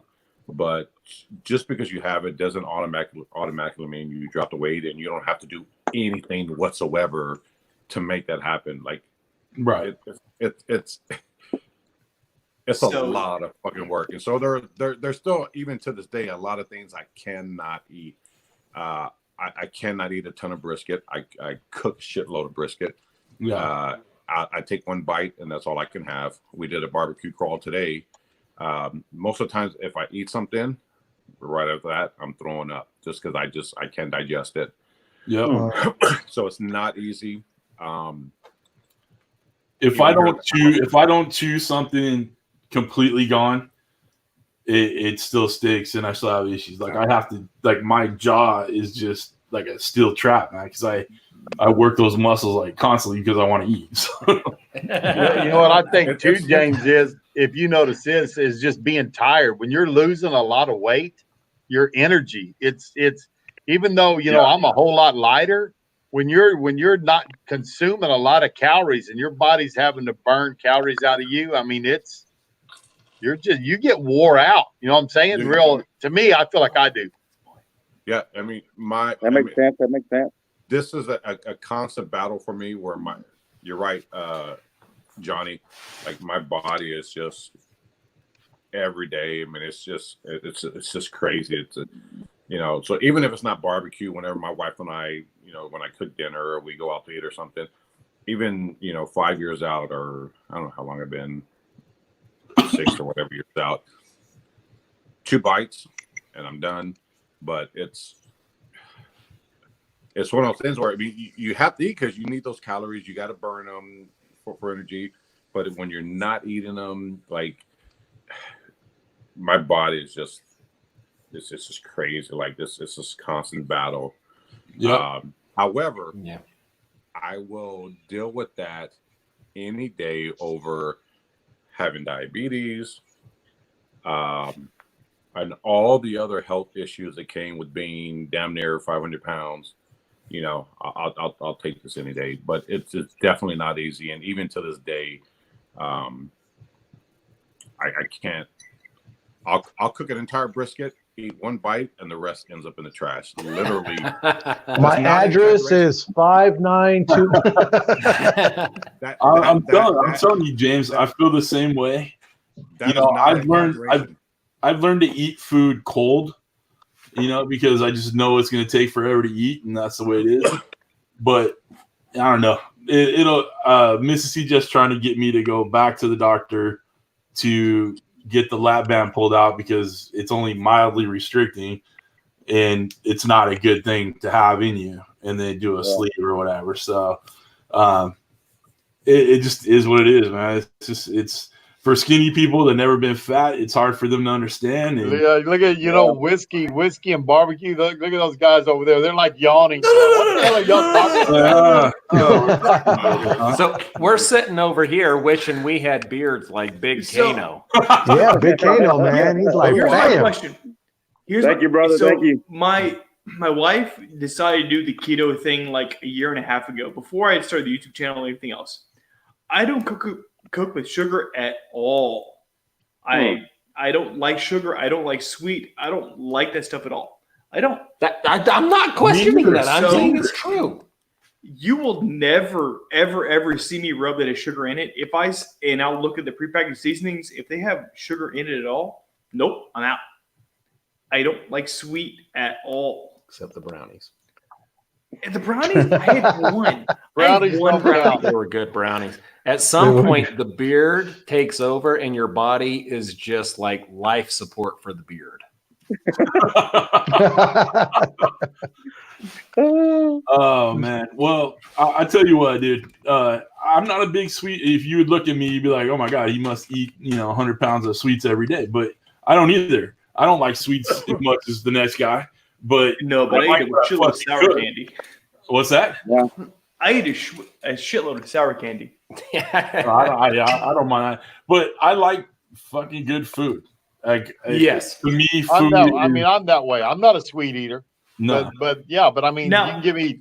I'll eat a freaking whole bowl of spaghetti and meatballs. You know what I'm saying? Well, carbs are big. Tortillas. I love pasta. I'd eat pasta numerous times. Carbs are huge. So my here's wife, the thing with me. My wife and son are both sweet eaters, but I can. Now I do like sweet tea, but I mean, as far as like cakes and cookies and candies and no, that's not something I just got to have. But my wife and son are there; they're hunting. I'm not a giant fan of sweets. I rarely eat pasta. I don't like it. You're guaranteed to find me eating a salad at least once a day. I love salad. Lunch almost every day for me is a salad. Well, bro, you and I get along good, Ryan, because that's all I've had for lunch since August, man. Hey, I'll tell you this. You give me beans, rice, and tortillas, I'm good. Yeah. And you know what's funny? Hey, Big Ron. That's all I need. Surprise me, man. Rome, I grew up in Southern California, and that's what I was raised on too. So it's like it's cheap. My mom, didn't have a lot of money, right? So everything was potatoes, tortillas. Hey, brother, man. Hey, check this out. Check this out, brother. So a couple of years happened. A few years back, my wife took me to Cracker Barrel over here, and she was like, "Hey, let's have breakfast. Let's have breakfast together." I said, "Yeah, let's go ahead and do that." So we went out, we ate some breakfast, and they had this little plate with some oatmeal that I thought it was, and I'm looking at it, I'm like, "Okay, what's this?" Well, I don't know what it is, but I'm gonna go ahead and eat it. So I added some sugar on there because that's the way I used to eat it when I was a kid. My mom used to feed me this, and I'm over here eating the stuff that I was like, man, this is some great oatmeal. This is some great oatmeal. My wife's looking at me like, hey, that's not oatmeal. I'm like, what is it? They're like, what is it? He goes, that's grits. I'm like, are you kidding me? My mom lied to me the whole time that I was eating oatmeal. All right. Big Kano, we got someone ask you a question. What song is in your head right now? Because you look like you're just kind of staring off. What's that? Oh, he said, what song is in your head right now? A song? That ain't no song. No song. All right. It is what it is. Sorry, Unix Foreman. He is not thinking about music. Kano, too many of these. Some beer like Kano. Dude. Hey, real quick, Miss J, gonna go ice down her knee. It's been great seeing y'all cooking, barbecuing, brothers. Be blessed. Have a fun Super Bowl Sunday. So, Miss J, take care of yourself. We love seeing you. Have a good night. Yeah. Hey, awesome. Josie, I'm gonna make it out to Vegas. Hopefully this year, we're gonna meet up. How about in April when we're all going to meet Miss Josie? Hey, give me the dates again. Message me. All right. Use your tax return. Yes, same thing, CJ. April 17th through the 19th. Right after tax season. Right after. Right yeah. after. Woo! Hey, CJ, my Bluetooth headphones about to die, so okay. We're gonna go ahead. Are you good? I'm gonna say one surprising thing about all of this barbecue stuff that we've been doing. My almost 15-year-old daughter complimented what we do. She said, "Look, at school they don't." She goes to a private school and they do fairly good meals. He said, "It doesn't compare to what we get at home." And that just kind of like, that's a feather in the cap to what we do. Whenever I met Evan, he couldn't grill for shit. Couldn't grill for shit. Couldn't grill for shit. And now I've got 4 Weber grills. You do. Thank you. 4 Weber grills. Boy. So, all right. Gents, I appreciate what you do. Even though you haven't heard from me, that doesn't mean that I'm not watching and learning from you. We are going to come back. We're going to go and bounce out. Our headphones are dying. But CJ, thanks for inviting us. Everybody, Chef Johnny, James, everybody, thanks for hanging out with us. And I hope to see most of y'all on Friday. All right, brother. See you next week, brother. Evan, Ryan, appreciate you guys being here. You guys are awesome people. Can't wait to see you guys get back in front of the camera. We will see you on Friday. One of us will be there on Friday. All right, you're good. All right, Ryan. See y'all later. later. Y'all. All right. Let's see. I'll try to kick and get them out. Are they gone? Whiskey and barbecue. I'm meeting this guy. So I got to call Eric. Eric may ride with me. All right. All right. I'm bringing Kirby back in. Johnny? Yeah. I think Eric's going to come up. I actually have a meeting I got to go to at University of Houston, downtown San Antonio at their hospitality branch, and then I'll leave there. It's over at 11. So I'm probably going to take Eric with me to that meeting, and then as soon as it's over, we'll hop in the truck and head that way. Awesome. All right. Big Kano, I'm going to take you out of the hangout for a minute and bring Dash in. You can stay. Just stay where you're at. You don't have to hang up or anything. Okay. Thank you. Just going to take you out a hot second real quick. All right, buddy. What's good, everybody? What's up, Kirby? How you doing, bro? What's up, Kirby? James, my brother. How you doing, man? What's going on, brother? Cooking with Kirby. What's going on, Kirby, brother? When you coming back to Texas, Kirby? You know what? I would love to make that trip. All right. Sorry, I couldn't find you there, Dash. No problem. Hey, look, I wanted to tell you guys, I'm glad you brought me back. I want to So tell what you guys, part of you're in California, right? Hold on, Big Rome. Hold on, buddy. Yeah. I was just about to tell you guys it's midnight for me and I gotta get up in 4 hours to go to work. So thank you guys for letting me hang with you. Says CJ. You guys, thank you so very much, Big Rome, Chef Johnny, all of you guys. Really, James, thank you guys. Kirby, I don't know you, but hey. I've been in the stream. I've been watching, bro. Hey. All right. Well, thank you, man. I appreciate that. All right. Well, you know what? With that, guys, we'll keep the hangout going, but I'm gonna go ahead and end the broadcast. We're 3 hours in. So everybody, thank you all for being here. Everybody in the panel, you don't have to go anywhere. We'll keep it going. But next week's guest is coming live from Texas. I will be in Texas. It's Craig from Backstreet Boys, from the Blackstone Boys. Blackstone, not that.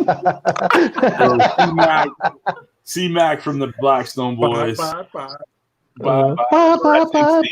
See, are you going to be doing this from Alton's house? No, I'll probably be doing this from the hotel room. Oh, okay. And then we're gonna go hang out with CJ in this hotel room. Yeah, there you go. Hotel room. All right, CJ, I'll be there. Let me know. All right, just stay where you're at. I'm gonna end the broadcast. Thank you all for being here. Thank you for the super shots. Thanks for everybody who coming in the chat. Wow, this was a good one. Good long one too. That was a good one. All right. You're welcome. 3 hours. Thanks, Dash. Appreciate you, buddy. It wouldn't be